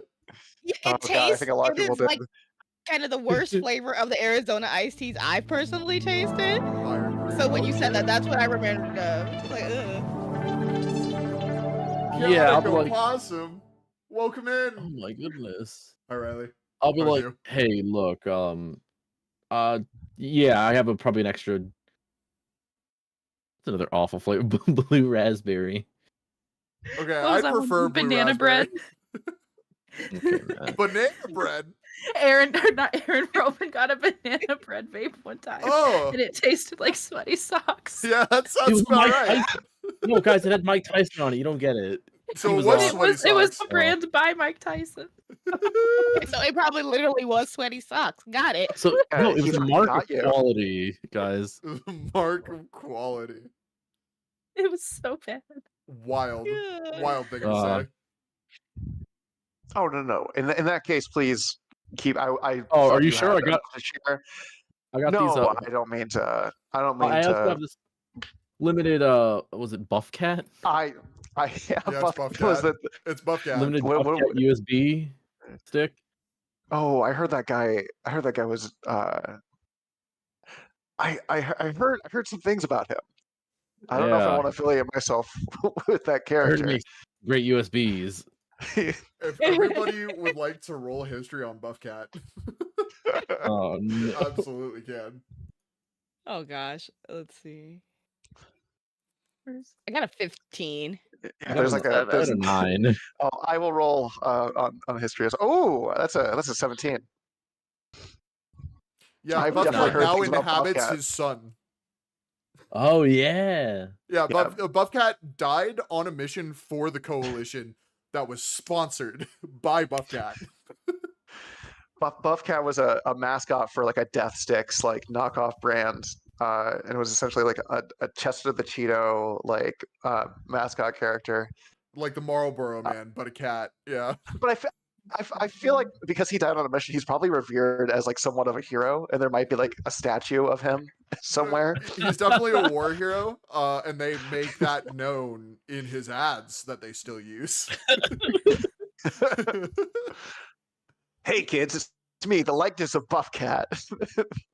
Buff Cat, that event was nearly 25 years ago. Oh, So Beautiful. do with that what you will, but Buff Cat is now doing like press conferences as a disembodied voice inside of his son. And everybody in the galaxy thinks that that guy is crazy. Like just fucking nuts. God, I ate so many edibles before that session. That was a great session. I wrote nothing for that. I was just like, all right, we're doing the trench run. Like, fuck it. Let's do it. Fuck it, let's just go. Let's just go. Let's do it. There's got to be a lightsaber fight in there. Let's go. Let's go. So sorry, yeah, here I'll Sunblade. just Yeah. here you go. I'll just get Disney, it for you. don't And come for me. I'll look through your port for the Buff Cat one. It's like a 20-year-old one, 25-year-old one. Oh, it's a vintage. Yeah, it's here. I got this vintage one. I'll just gotta. Yeah, it's a No, USB there like it is. 2.0. You have only USB 3 or USB C. Can I get it? Can I look for a converter? Yeah, I was joking, but like, yeah, absolutely. You can do that. Oh, don't worry. I make sure I have one of these on me, just in case, and I'll kind of like the USB. Oh, that's s- incredibly USB kind of you. to A 2 to filter. 3. Yeah, I just remember these ones had a bit of a strong taste, and I'll go ahead and slot it in, and they kind of taste like like just straight up black licorice. Ooh, Oh. delicious. That's not bad taste. Yeah, it's Okay, really well, Like That's- as You're he does talking to that, it. tomorrow just turn around and look at glares at 12 like, no better. All right. We're probably gonna die on this mission. I'm gonna take what little vices that my corporeal form can take. It's so bad for you. While Viva's watching this happen, Viva kind of like one-handed wipes all of their stuff back into their pack and then sees the USB they just offered Hollow land on top and kind of grabs it and then sneaks out of the room and tries to hit it because they see Hollow hitting it all the time. Okay. I need you to roll me a Constitution saving throw. That would be an 8. That's an 8. Yeah, you like open this USB. It is straight up just a thumb drive. You like slide the little metal bit out, and you put that in your mouth, and you taste lithium. Something's not right with this. It is Not good. You are going to take. Hold on. Dice are hard to grab. You're going to take 1 poison damage. You were not poisoned, One though. poison damage. Okay. Good thing I ate that cookie earlier. And Yeah, and then that- I think just outside the room now, Viva's out there coughing, like smoking the first cigarette. Hell yeah, love that. Love that a lot. And as you do, you drop out of your grav jump. And before you see a massive planet of just gray and green and blue. And surrounding it, somewhere near 1,000 black pyramids just floating in space, all with lights just kind of sprinkled throughout each pyramid. Balthian space stations guarding the planet that they have successfully invaded. And with that, we're going to take our first bio break. Chat, we will be back in about 5-ish minutes. Please bear with us as we go grab some water and take a piss. We will see you once again in just about 5 minutes. Be right back.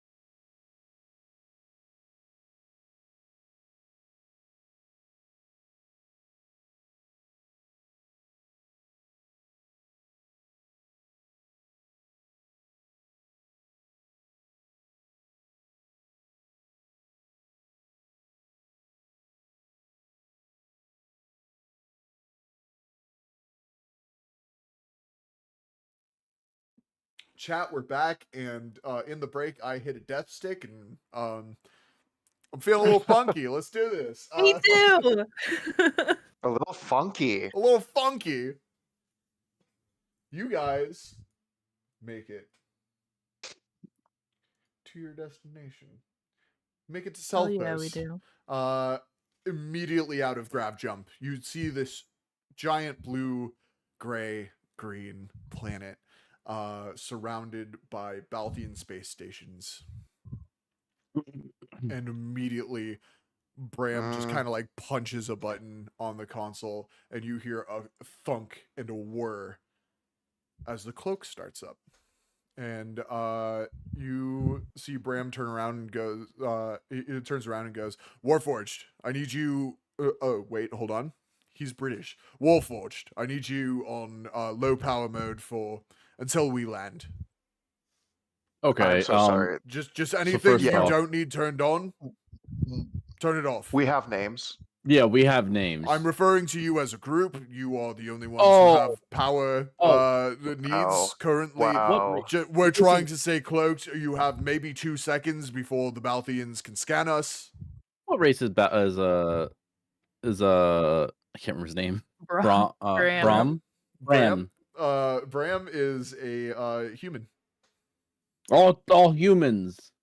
Into your low power mode. Do you see how that feels? I mean, we don't use electricity. Let's not make this a weird thing. We can have a social conversation after this. We are just within range of their scanners, please. And yet another party hates Brom. I'm gonna. For no reason at all. Like I said, this fucking guy. Fine. I'll flick it on my chest panel, and I'll kind of like flip a switch and kind of close it back up, and like some of the lights on my body kind of dim a bit. And I'm entered low power mode. Okay. Yeah. Yeah, he BFM just kind of leans against a wall and says, "Fine, but if you don't turn me back on correctly, you're gonna have to deal with my body." And he just like, you just hear BFM 12 unit shutting down, and he just like collapses very violently. Yeah, Bram's like turned around, like, buy me dinner for. Oh shit. Okay. And yeah, no, you just like fucking collapse. You do not witness any of this landing if you stay that way. You guys are just this the ship is just like drifting through space currently. Any spike in power would immediately make you show up on the Balthians' radar. So this is kind of the slowest descent to a planet you have ever had. And I need everybody to roll stealth for me, except for BFM, who is just unconscious. 19. Okay. Sounds good. Myself is shit anyway. Hell yeah. 16. 19's good. 16's good. 14. 14. Let me roll for Bram and Anti-Aries. Bram passes. Anti-Aries crits. You guys are not seen by the Empire. You guys slip through undetected, and as soon as you get lower than cloud cover, you feel the engine kick on again as Anti-Aries begins to bring you down in a landing sequence. And he turns around and says, "Good shit. Somebody get BFM turned back on again." He jumped Hey, out of my human, seat. get onto it. Yeah. All the humans jump to it. I'm not a human. I'm a fairy.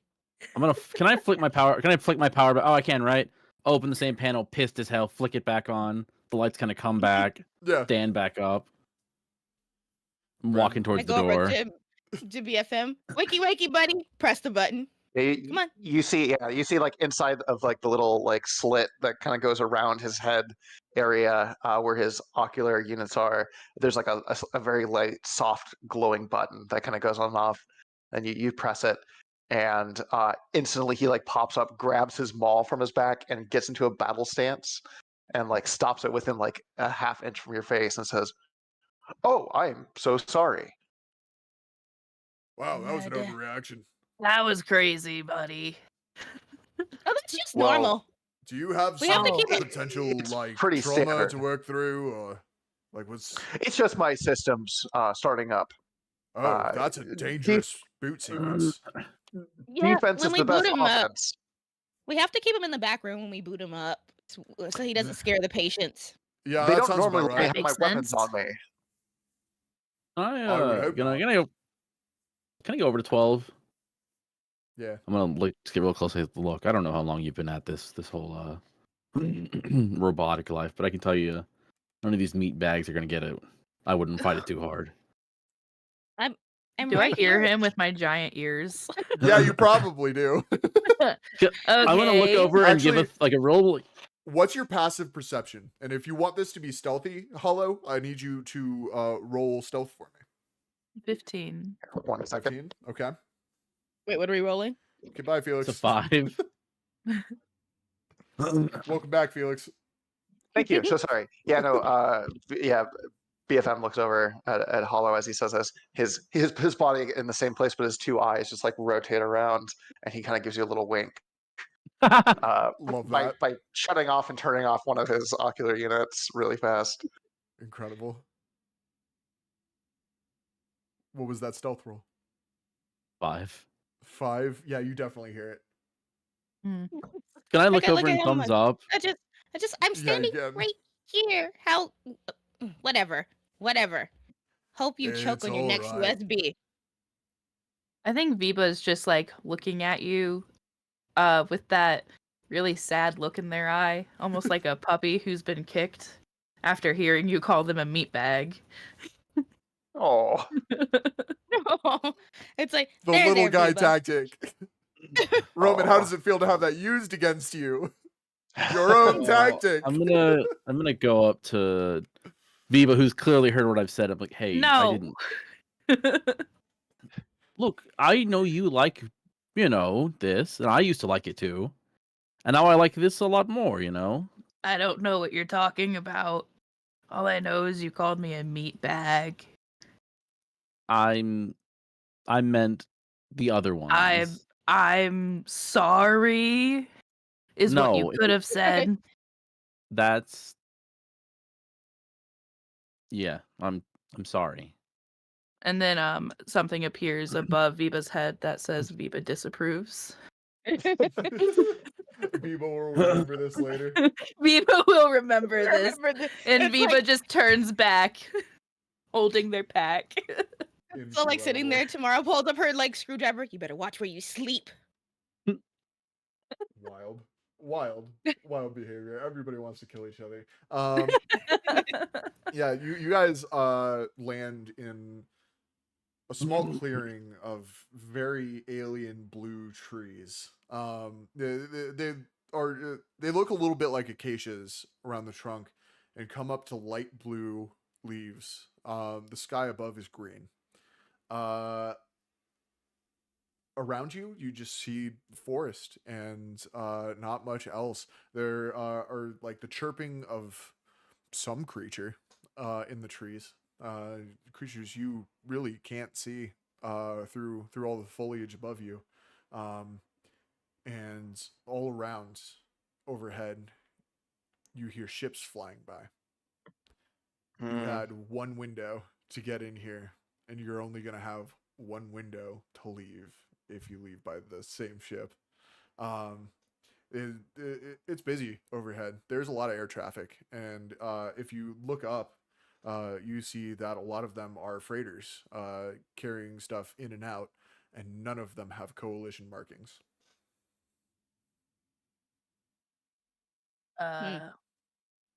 What now, Sun Knight? Right. Well, first we make it to the warehouse. That's where this stuff is being stored. It was being transferred from planet to planet. We have researchers waiting on this. Once again, must emphasize this could potentially help us win the war. If not, it's a great medical leap that we will need as a society after the war. When you say Right. medical leave, what do you mean? I mean, I can't give you too much information, but it is something that may well, mean we don't need to create robotic prosthetics anymore,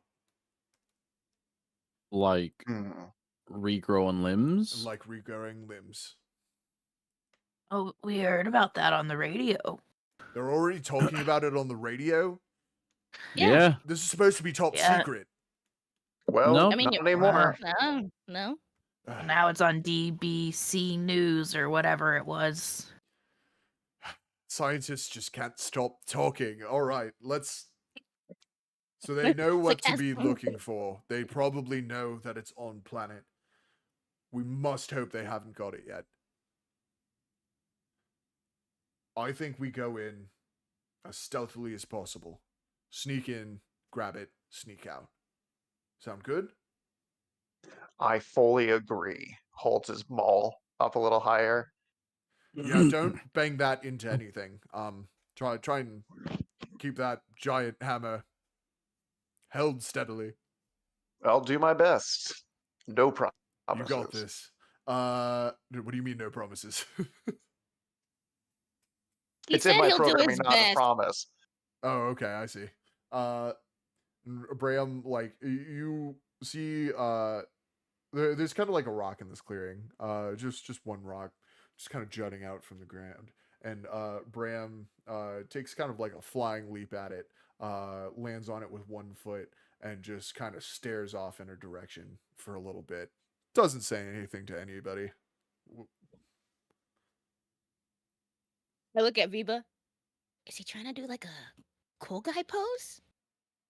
It kind of seems like it. Okay. Should we do cool guy poses? And Viva kind of.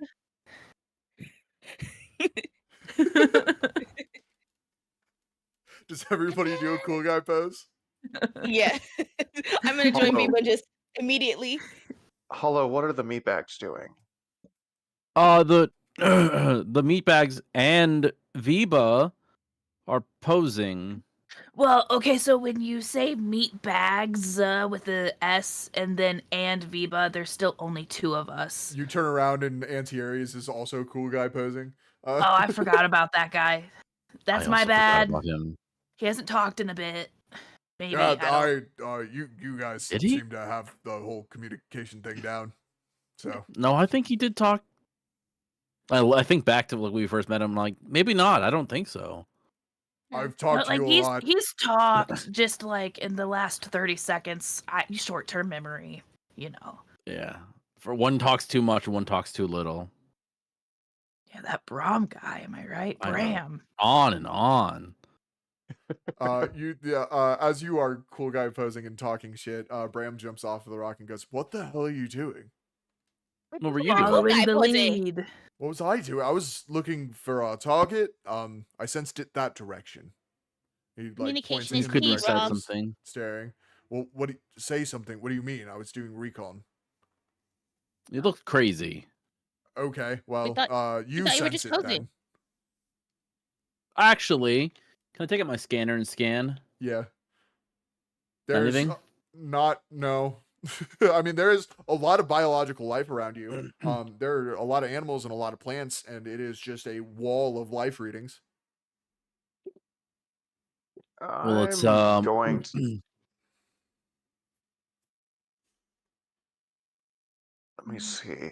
How does the weapons scanner work? Is it also within like a certain range that we can scan for like 120 feet. weapons and whatnot? Yeah.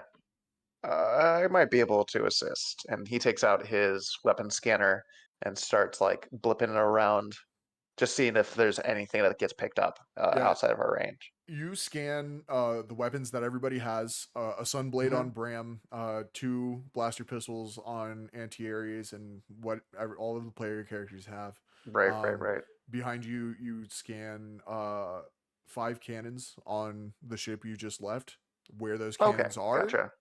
Inside the ship. You didn't see them at first walking up, but now you see the hatches where little cannons just kind of like appear from. And you also sense a mine in the direction of the warehouse that Bram pointed toward. Oh, look at that, a mine. I've got it. And he starts to walk towards it. Okay. Bram goes, well, I think just going around it would probably be best. I hear you. And he's going to start trying to dig this out of the soil and deactivate it. Roll sleight of hand. Ooh. I would love to. I would absolutely love to.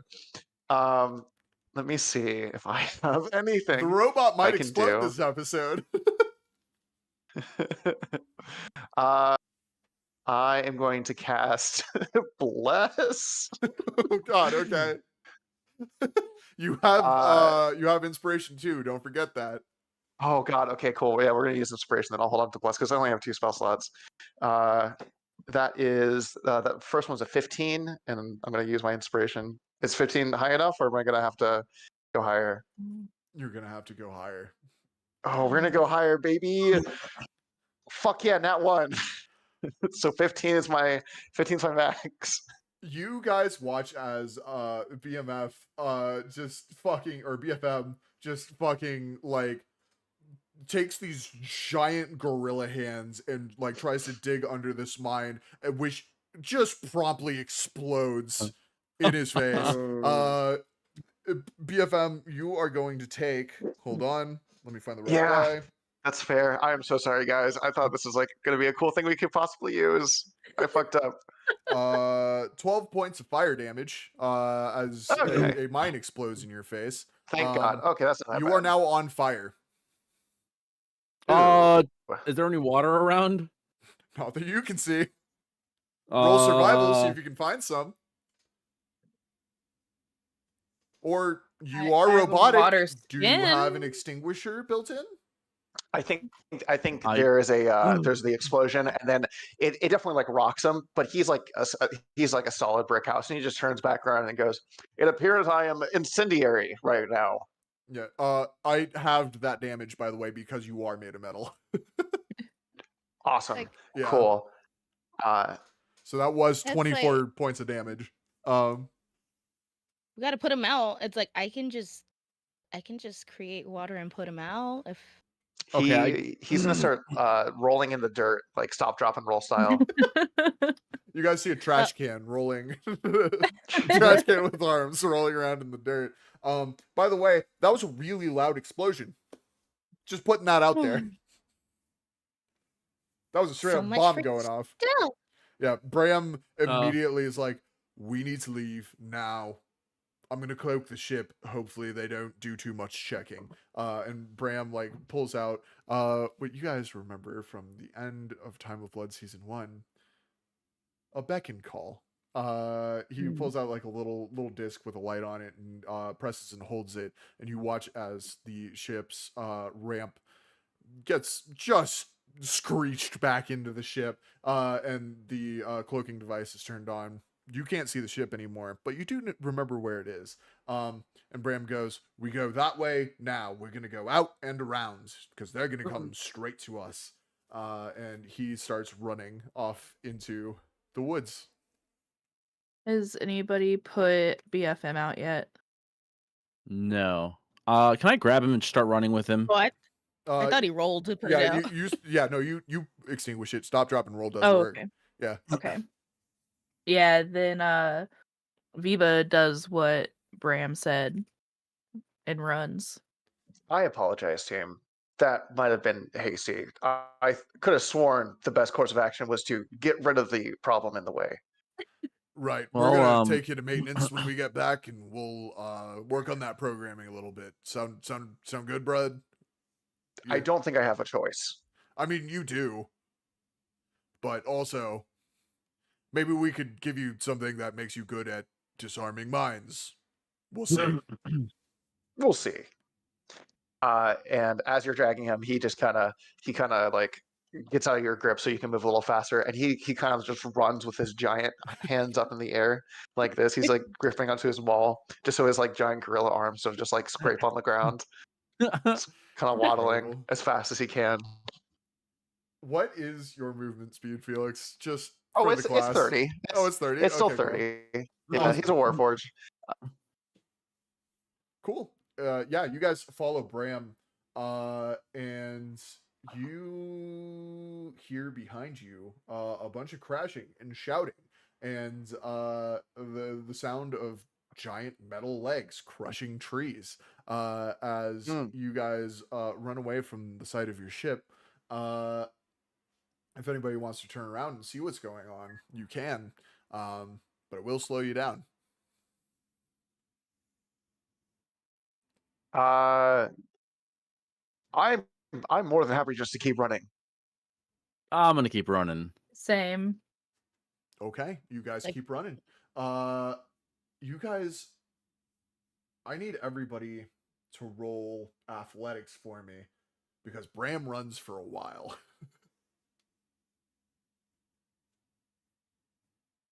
Absolutely. I would love to. 16. 16, okay. 11. Okay. 15. Okay. 22. Okay. So to varying degrees, some of y'all start to slow down a little bit. Those of you who got below a 15, you are losing your pace a little bit, whether it be from fatigue or from joints freezing up a little bit from not enough oil and too much movement. Who knows? And Bram kind of notices this and stops in his tracks and says, "Get down now!" And kind of he just like dives like straight into a bush. I'll dive for a similar looking bush. Before Viba dives, Viba is going to. Can I take a? Do I have time to take a magic action? Just for fun, yeah, we'll say why not? Sure. Okay. Viba is going to look at each member of the gang, Hollow, BFM, and Tamara, just like clock them 1, 2, 3, and cast Psychic Whispers. And then I roll a 1d8. Is that? So for the next 3 hours, I can telepathically communicate with each of them, and they can telepathically communicate with me, but they can't communicate Ooh. amongst each other. Okay. For how long again? 3 hours. 3 hours. Alrighty.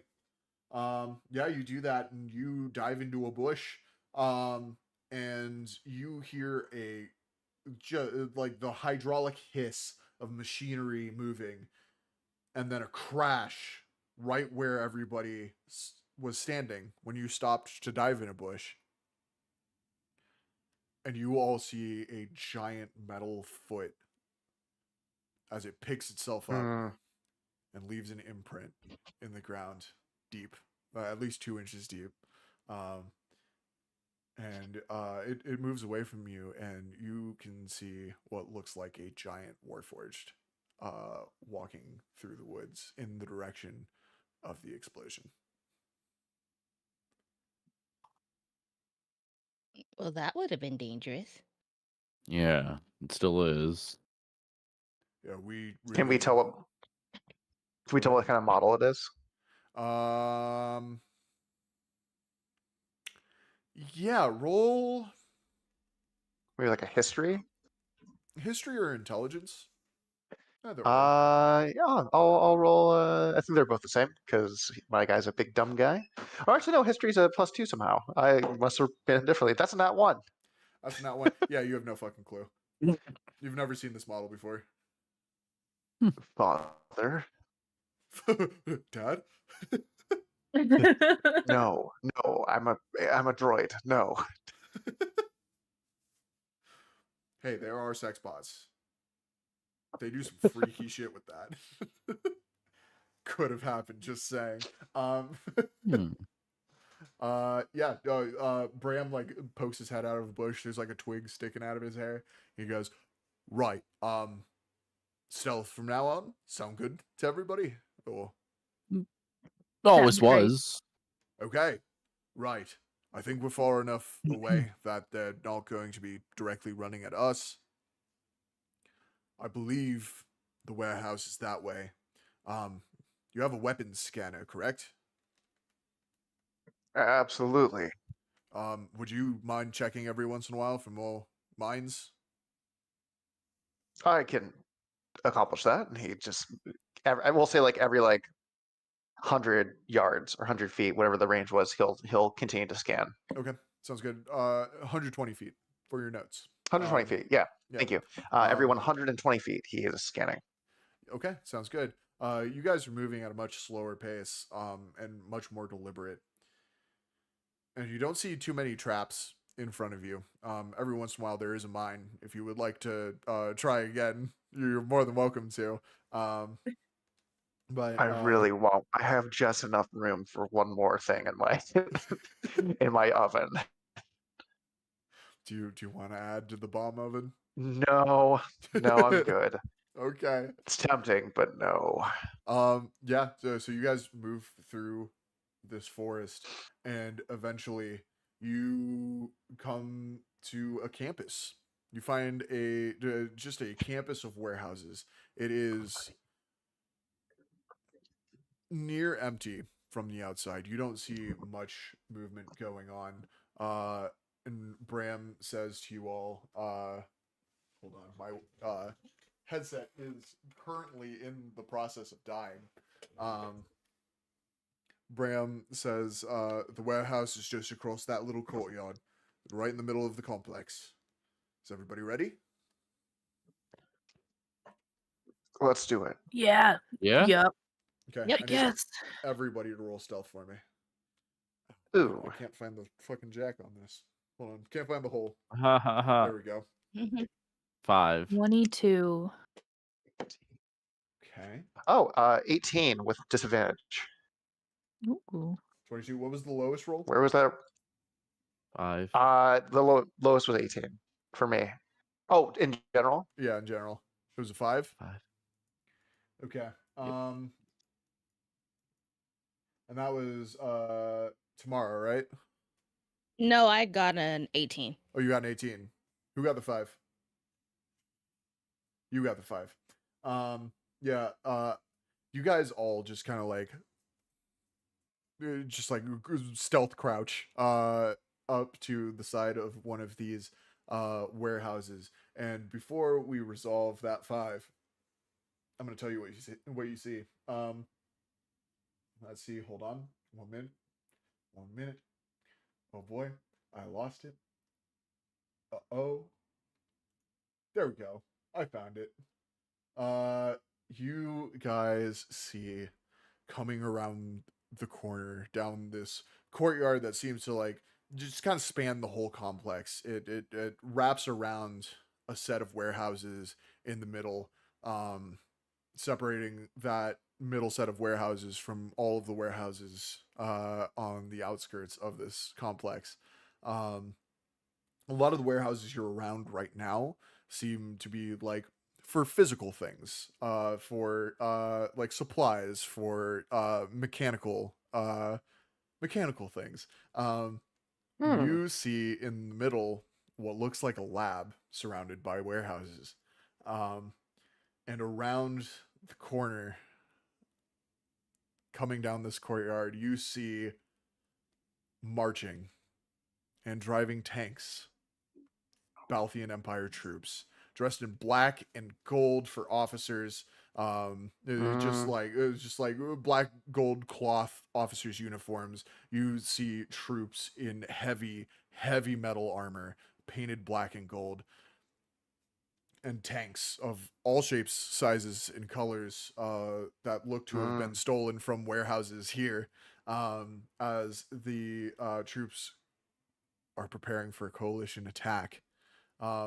They march by you, and as half of this army has gone by, Hallow, you trip over yourself. You're trying to crouch, and something, some servo somewhere just kind of pops, and you fall over with a giant clang. And two Balthian troops turn to look at you. What do you do? I'm gonna possum. You're gonna pause it. You're gonna play dead. Everybody else, Yeah. you are still in stealth. You just see. Okay. They just see Hollow. How far away are How- they? They are 20 feet away from you. So I rolled a. power down mode. Mm, Okay, you just turn off. I'm pretending to be off. Okay. Yeah, you just kind of like fall over. And these Balthian troops like pull up their guns, look down sights they've got like this it's just straight up medieval helmet, like a half helm, a med helm, that just like comes to a T, just like fully open, and they're looking down sight down the barrel of pulse rifle, directly at you, Hollow. Oh no. What is everybody doing? Are they advancing? Are they They moving are. like forward? Can I ready an action as soon as they get like within 5 feet of me? I want to take a swing. Okay. Yeah. Are you trying to swing at both of them, or just one of them? I'm gonna be going to whichever one is in the back. Okay. If they're yeah, like walking in single file, if they're like side by side, then whichever one is closest to me. they're kind of staggered. Okay. So the one closest to you is going to be the one in front, but if you want to wait till the one in back is walking by you, you absolutely can. Yeah. You're going to have to take a I little think bit I'm of gonna. movement, but That's okay. I have movement. Yeah, I'm gonna just wait until the one in back gets close enough, and I'm gonna take a swing with my maul. okay. I'd like that- to also ready an action. Okay. You can do that. I'd like to summon one of my psychic blades and just kind of ready and aim at the one in front. Okay.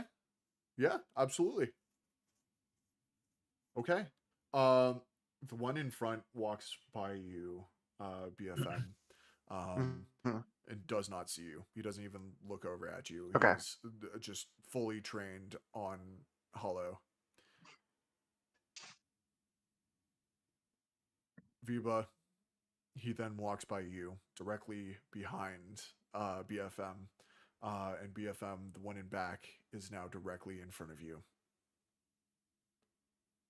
Viva's like I'm watching corner of the eye to react when BFM swings. Yeah, you see, like as he walks past, like he's trying to move as slowly as possible, raising this colossal maul, and he is going to maybe what gives him away is like the sound of like steam or like energy like leaving his colossal hands as he like his pistons like make the final adjustment before like coming down, and he is going to roll to attack. Do I get advantage because I'm hidden? You know, yeah, why not? You can say no. Fuck it. If not, I'm a big robot. Yeah. Okay. So with my maul, We're gonna say it's loud that though. is that's fine. It's a big old hammer, and that is a 16 to hit. 16 does hit. Beautiful. I'd like to, so while this is happening, to also hit. I just want that to be known. I'm going to do my roll. Okay. hell Go for yeah. it. All right. So that is going to be I get to reroll ones and twos because of my great weapon fighting. So that's a 6 and another 2, another 2. Jesus, a 5. So that is on my first hit. That is a 15 bludgeoning. 15 bludgeoning. Mm-hmm. Okay. I'm gonna roll something for this troop here. And then with my Crusher feat, when you hit a creature with an attack that deals bludgeoning damage, you can move it 5 feet to an unoccupied space. I'm going to try and like push him closer to the other one. Okay. So they're like bundled up. So I'm not going to tell you what this mechanic is because I think it's more fun if you guys figure it out. But you bring your hammer down on this troop's head and knock him the fuck out. Fair enough. That was a roll I had to make. Yeah, you knock him the fuck out, and he goes tripping 5 feet, kind of into the other one. I rolled a 17 to hit the one in front. That's gonna do it. And I'm hidden, so I can take a sneak attack, correct? Yes, you can. Yay. Okay. First. Well, thank God for that, because I rolled a 2 on my regular damage. Oh boy. 8, 13, 18, 22, 26, 26 points of damage. You Psychic damage. you hit this man with psychic damage. What does that look like? I like to think it's just like a little green blade that kind of looks like it's like an arrowhead almost. And she just kind of, flings it forward and it just flies. And I don't know what the impact looks like. I don't know anything about psychic damage. Okay. That's Yeah. all I got. I want it to look like she's throwing a rock at him. Yeah, you throw a rock at this motherfucker, and you just hear a as he just like foams at the mouth and falls over. These were weak ass troops. These are just these are enlistments, guys. These are inscriptions. You or conscriptions. That's the word. Yeah, you just drop these motherfuckers, and it's loud. But Bram is going to like kind of run past you guys and raise his hands, and you watch the world just kind of shimmer in front of him as he puts up an illusion showing that there's nothing in this alleyway. He goes, all right, we move to the next one. They're gonna search this real fast. Drag the bodies with us. We gotta hide them. I'm on it. And he grabs one of them by the ankle, very reminiscent of the orc, and just kind of drags him on the ground. Yeah, that works. All right. I'm gonna kind of get up and dust myself off, and then I'm gonna look at the other body, and then I'm gonna look between Viba and Tamar. I'm like, so who's getting this one? You. You're the one who tripped. You're the whole reason I had to kill that guy. Fine, and I'm grabbing by the ankles and start dragging him along. Yeah, Anti-Aries helps you a little bit, like grabs him by the wrists, so you're just kind of like hammocking this guy down his he alley. wants help from the root bags. Yeah, you guys make it around a warehouse and like just drop these bodies. Where do you drop these bodies? What do you do with them? I want to take the uniform. You're gonna take. That's a good idea. Yeah, you take this form-fitting armor off of this Imperial troop. What do you want to do with it? Is there a way I can kind of just carry the important bits of it? The important bits of it. What would you consider the important bits? Helmet, chest piece, maybe anything on the frontal side of the armor. Okay. Yeah, sure. Yeah, you can do that. The front of the chest plate, maybe some like pant plating, helmet. Okay. Yeah, why not?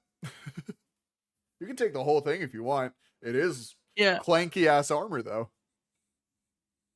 I'll keep the armor just in case we need it later. Okay. Yeah, no, you throw that in your bag. It's just clanging around. It's like a bunch of cast iron pans. I thought this was a stealth mission. Yeah, shut up. Making all I gotta this lower my noise, volume. criticizing us meat bags, and you're out here tripping and alerting all the troops. Actually, can I just put the uniform on? Yeah. I mean, you can try for sure. Okay. How close is your body type to that of a human male who wears a large? Sure, that's his size. He's just a normal sized guy. He's like 5'9", just Okay. average build. Yeah, all right. Robot. Yeah, we'll say it fits you. Why not? Okay. It's a little big on you. I'll kind of just like put the. Is it a hat or a helmet? It's a helmet, so it's like a medium helm. So it's a It doesn't have full face covering. It's kind of got like that T, you see in like medieval helmets. And it comes to a like just kind of like a dull point on the top. It's painted black and gold. Black with a gold band right above the visor. Okay, I'm gonna go over to Vipa and say, "Hey, can you hold on to my trench coat so I don't lose it?" You always make me hold all of your stuff. My pack is literally so heavy. I'm sorry. I have all this dirt in here. Why are you keeping dirt on you? Well, I have to hold BFM's dirt from his oven, and No, then no, you don't. Oh, BFM's never gonna ask for that back. he might. No, Man, I sure hope my dirt's okay.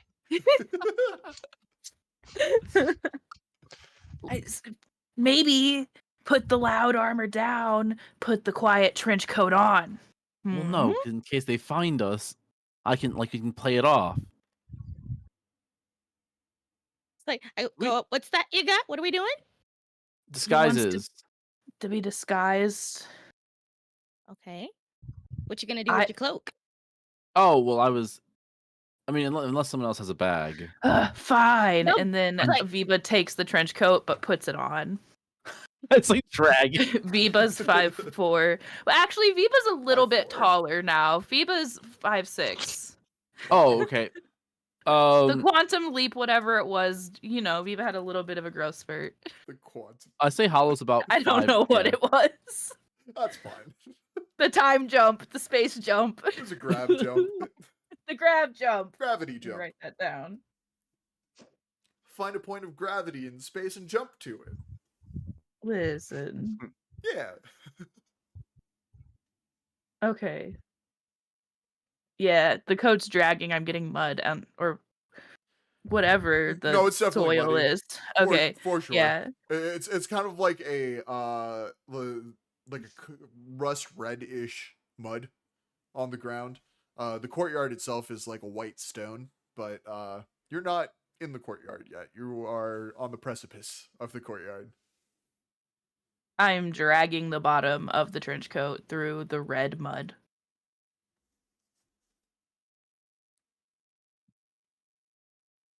I'm sorry, what? I'm ruining your trench coat? Right, we need to move now. Don't worry about that trench coat. Laundry is a thing. Oh, yeah, and are you reimbursing us for this? You're already getting paid well enough.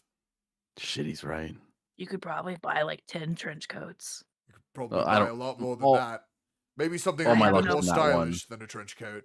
Okay. Whoa, I'm gonna stop. I feel mid-walk. Pretty stylish. They are you very look better stylish, in it by the than he way. does. Viva does a twirl, trips a little bit. See, that's Can you see your character's feet? Or is it like the trench coat no, right on the ground?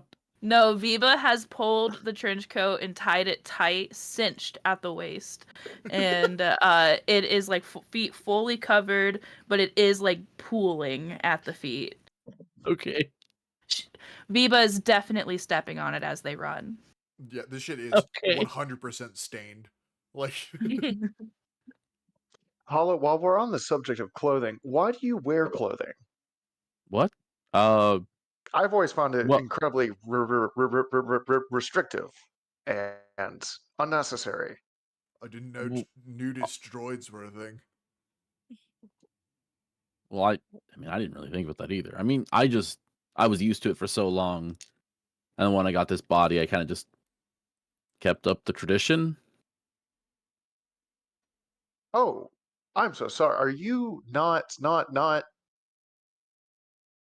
He pauses for a second. We can get back to this. My apologies. Can I go turn a little dial on the back of my head? Yeah. And my head kind of splits down, and you kind of see a brain in there. Oh. Yeah, you die instantly as you expose your brain. Oh no, it's in a glass jar. Oh, okay, gotcha. Flops out a die. Yeah, it's like, damn. You guys want to see something cool? Hey kids, you want to see a dead body? Zip. It's like, ooh, preserve Goes, body pieces. all right. Interesting. I see. I want to poke it. You want to No. see I my apologize. brain? No. No, don't do that. Absolutely.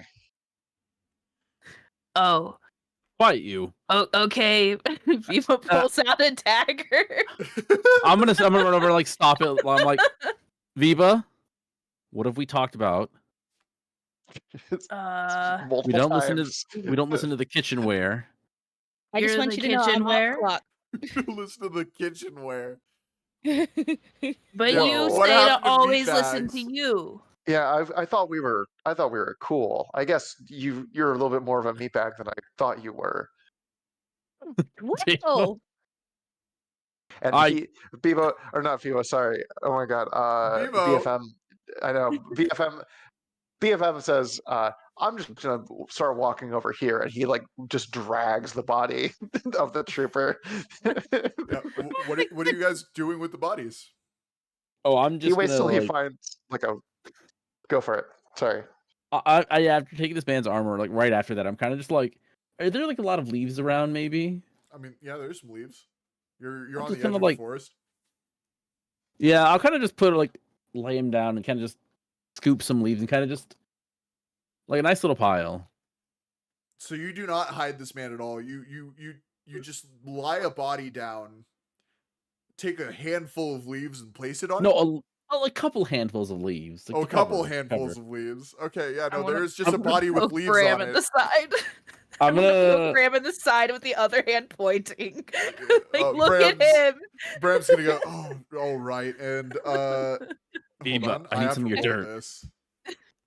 I'm holding on to this dirt for BFM. BFM's not gonna use that. Bram lifts his hand and just kind of like does a flick with two fingers, and you see this body just fucking launch off into the forest, just like What? a long arc. He goes, What are you "Body gonna? hidden?" What are you gonna do that once a day? You didn't want to think of that 10 minutes ago. Well, I thought we were gonna like have some ideas, and we didn't. So that's a little bit of Well, magic we I- can't use later. Definitely That's a did great. come up with a plan. That's a great idea. And BFM just takes his and just full on windmill chucks his body like up into the trees. Yeah. All right. Roll strength with advantage. I would love to. Can I do athletics? Yeah, you can do athletics. I'll allow that. Thank you. I feel like this is feels like a very athletic thing. I would say so too.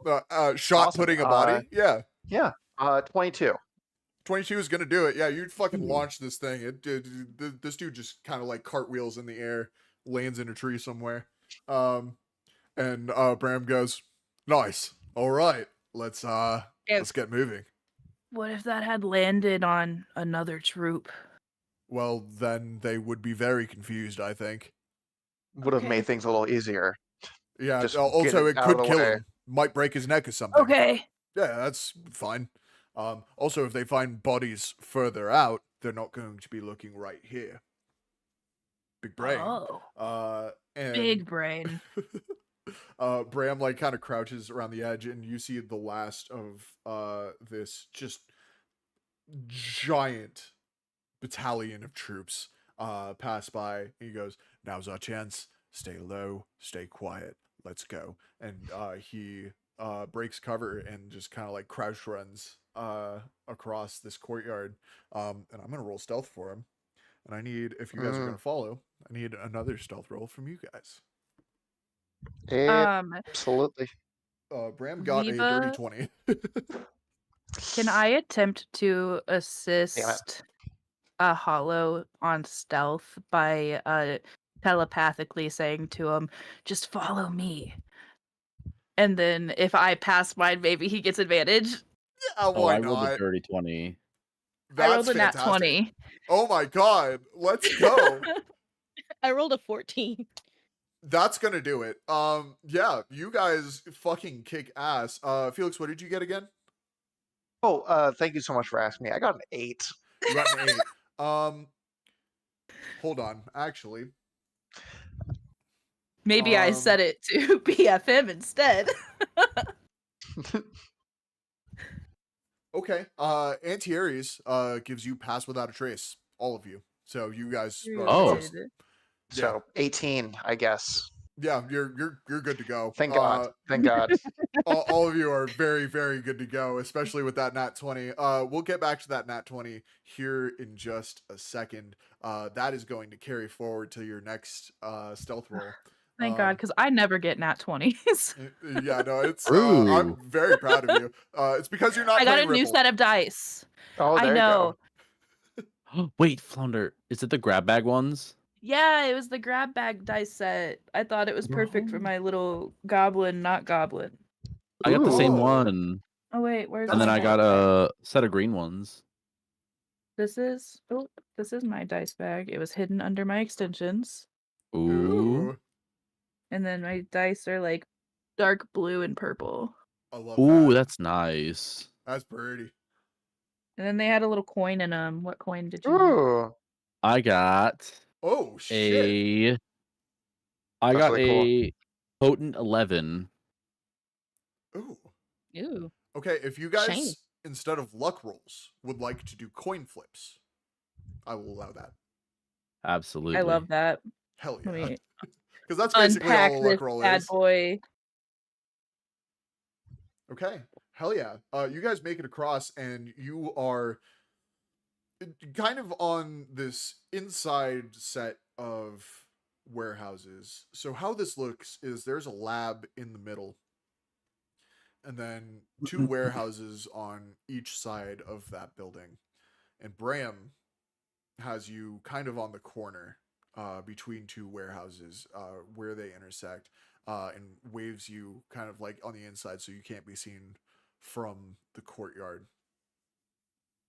You guys are looking directly at this lab and you see you see Balthian officers in their black and gold attire walking in and out of this front office carrying boxes of paperwork, some of them carrying torching devices such as handheld flamethrowers, and some of them just straight up carrying guns and walking in, walking out. You see a couple of Imperial troops walk out of the sliding double doors, holding what looks to be a coalition scientist, dragging him off. Bram kind of like shakes his head a little bit and goes, "It sucks to say, but that's not our mission. We need to go retrieve the materials. Let's go." Okay. And you watch as they just drag this scientist off. Yeah, you guys are led through like this series of warehouses until you reach one kind of like in the middle on the west side of the laboratory. There are two guards outside of locked, closed warehouse doors. And Bram looks back at you guys from cover and says, "Any ideas?" First, may I ask a question, Bram? Always. Is the real reason you didn't want to save the scientists because they told the news about the research? No, it's because that's not our orders. And this is a bit more This is important. a safe space. You can be honest, Bram. No, I would genuinely have liked to save him, but it would have blown our cover. So Okay. also, No I don't know if ideas, he's though. the one who leaked. So Is there like a panel on the door, like some sort of like digital interface? yeah, there is. It looks like there's a slot for a data pad, and there is a data pad slotted in. Oh, cool. I can try to speak to the door and see if I can convince it to open. That sounds great, but we gotta deal with the guards first. How many guards are there again, Matt? There's two. One on either Gotcha. side of this Oh. large, basically barn door. I mean, we can just rush them. I mean, we could, but that's gonna be Stealthily. loud. I could try to hit one stealthily if somebody got the other. I I could could just choke them out, I could perhaps. go talk to them, That's lead not them away. stealthy. That's a good idea as well. Those are not bad ideas. I'm gonna leave it up to you. Let's make this democratic. Would you like to just take them out stealthily, or would you like to try and trick them with your disguise? Like what?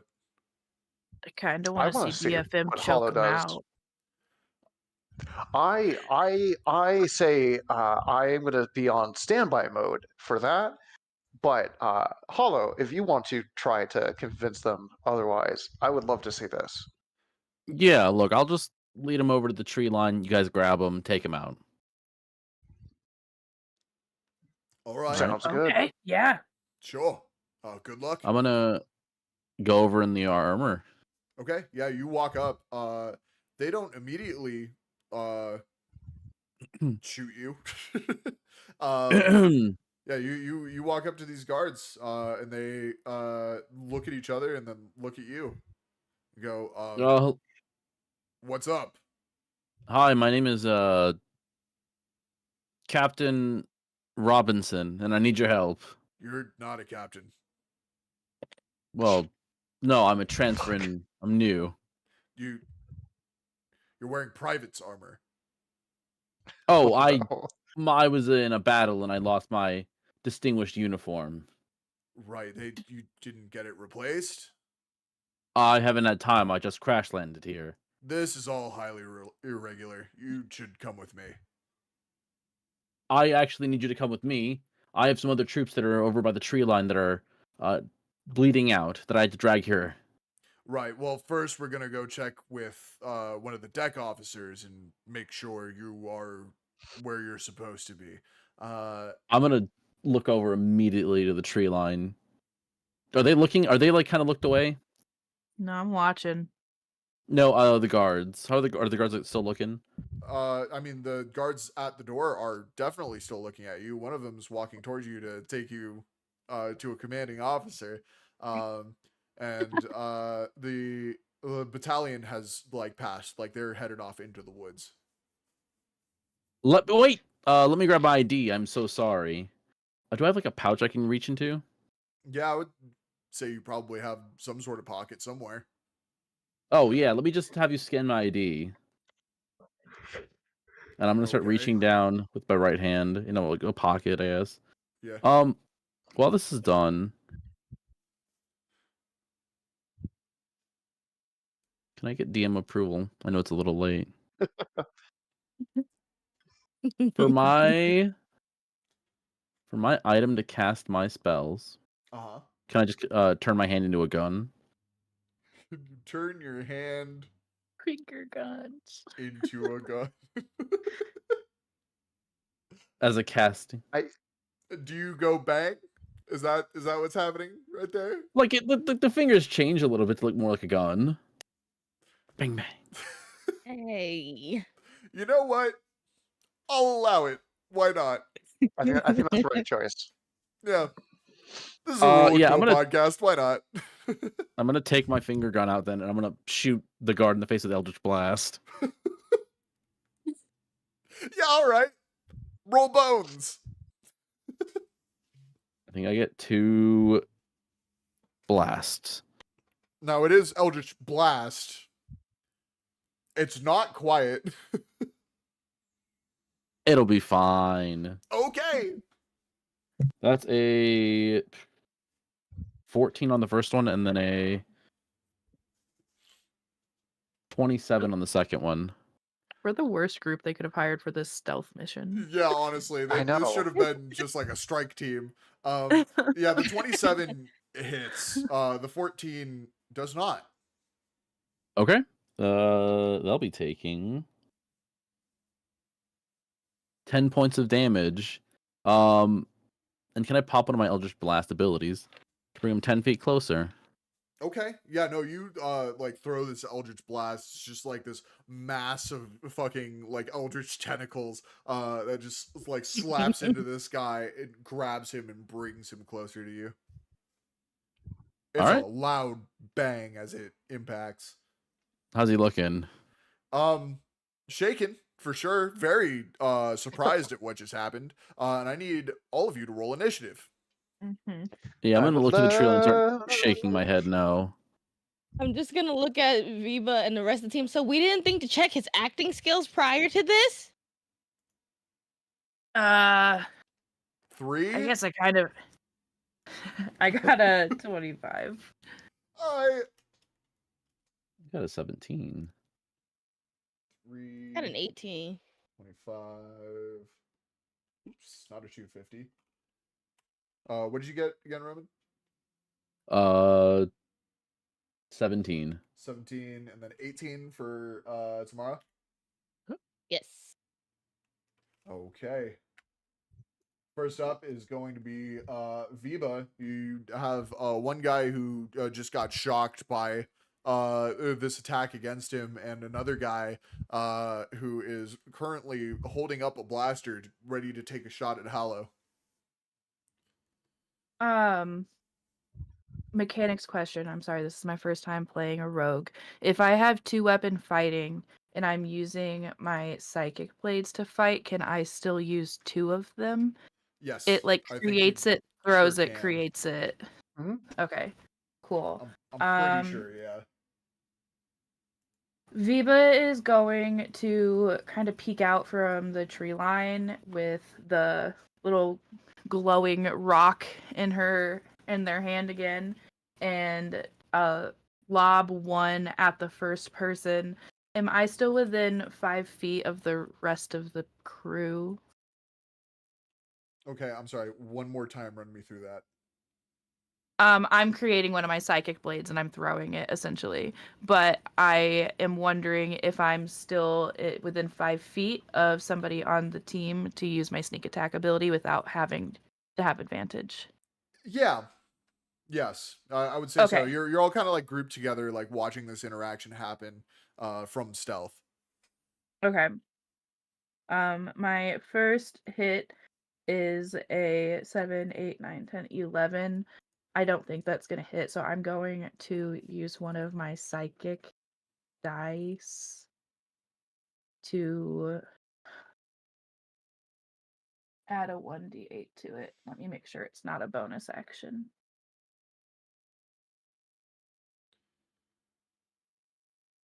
Everything starts with the word psychic, and it's making it really hard to find stuff. Okay, When it you doesn't. control F, do not type psychic. Yeah, apparently. Does a 14 hit? Which one of these guys are you aiming at? The one that just got Eldritch blasted. That does not hit. Okay. I'm going to throw my second one at that guy then as well. Okay. Oh my god. 6 plus 7. 13. No, it doesn't 13. hit either. Sorry. Boo, okay. That's all. No, that's fine. Okay. Next up. I in boasted on initiative my rolls earlier. Yeah. Unfortunate. You still have that nat 20 stealth next time you get into stealth though. Next up is going to be the guy that got Eldritch blasted. He's going to raise his pulse rifle. Roman, does a 12 hit? 12 does not hit. Okay, he misses his shot. And he is knocked back 5 feet. As he fires off this pulse rifle and is absolutely not ready for it. Yeah, so he kind of like staggers back 5 feet from you. Was he within range of an attack from you? Was he within 5 feet? So I pulled him You 10 pulled him feet. It just towards depends you, on right? because he was walking towards me, so I imagine he was getting close, and then I pulled him Okay. 10 feet.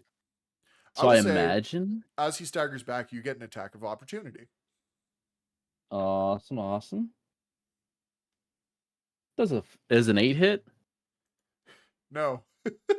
No, it I'll doesn't. say I swing my knife and I miss. Okay, sounds good.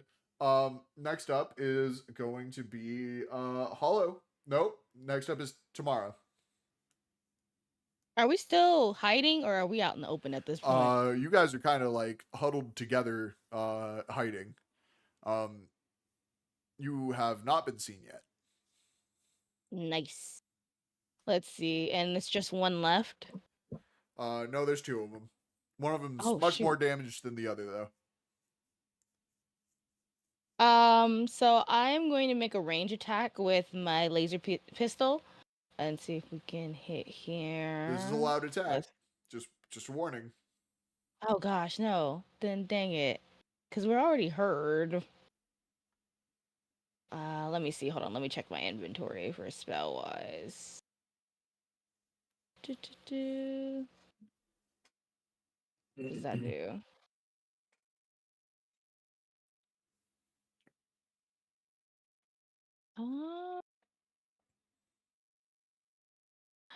I am going to instead. Let me see what the range is on that. Nope, because we're still far away. I mean, the farthest guy is about 60 feet from you.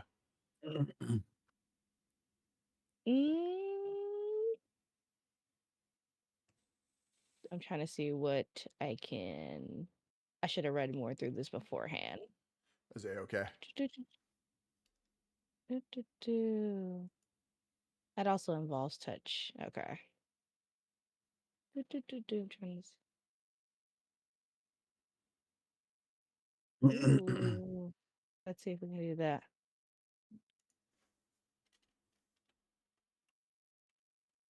Spell attack of 5 feet.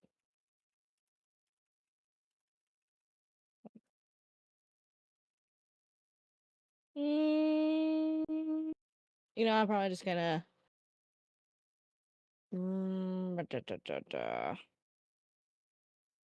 Yeah, I got nothing so far. Because everything I do is gonna create more noise. I mean, noise has already been created. There's a That chance is people have already also. heard you. Yeah, go that's I'm just crazy. saying it will create noise and it will increase the chances of people Yeah, hearing I'm you. just gonna make the range attack because we're still hidden. So I'm gonna use the laser pistol. Okay. Let's see. Same stats as a hand crossbow. Oh no. This is actually my actual weapon, not the one as the. Oh, okay, gotcha. You've got a specialty pistol. Yeah. So I actually got a dirty 20. That's gonna do it. Hell Which one are you yeah. shooting at? Which one does he have in? Okay, the one that's not wrapped up in the tentacles. The one that's not been Eldritch blasted. Yeah, you Yeah. fire at him. Roll damage. Damage. He is going to take 12 damage. 12 damage. And this is yet another homebrew thing I'm going to roll because this is blaster damage.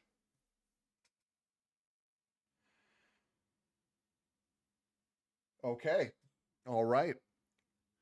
I need you to roll me a d8. A D8. Let's see. This happens on Roll. nat and dirty 20s. This is. I got a 4. You got a 4. This guy drops as straight through his chest a bolt of laser just kind of burns his internal organs, and he drops. Anything else you would like to do? Nope. I'm going to sit there and blow off the pistol, be like, "You're welcome," and just stay on the side. Okay. Next up. Oh, nerd.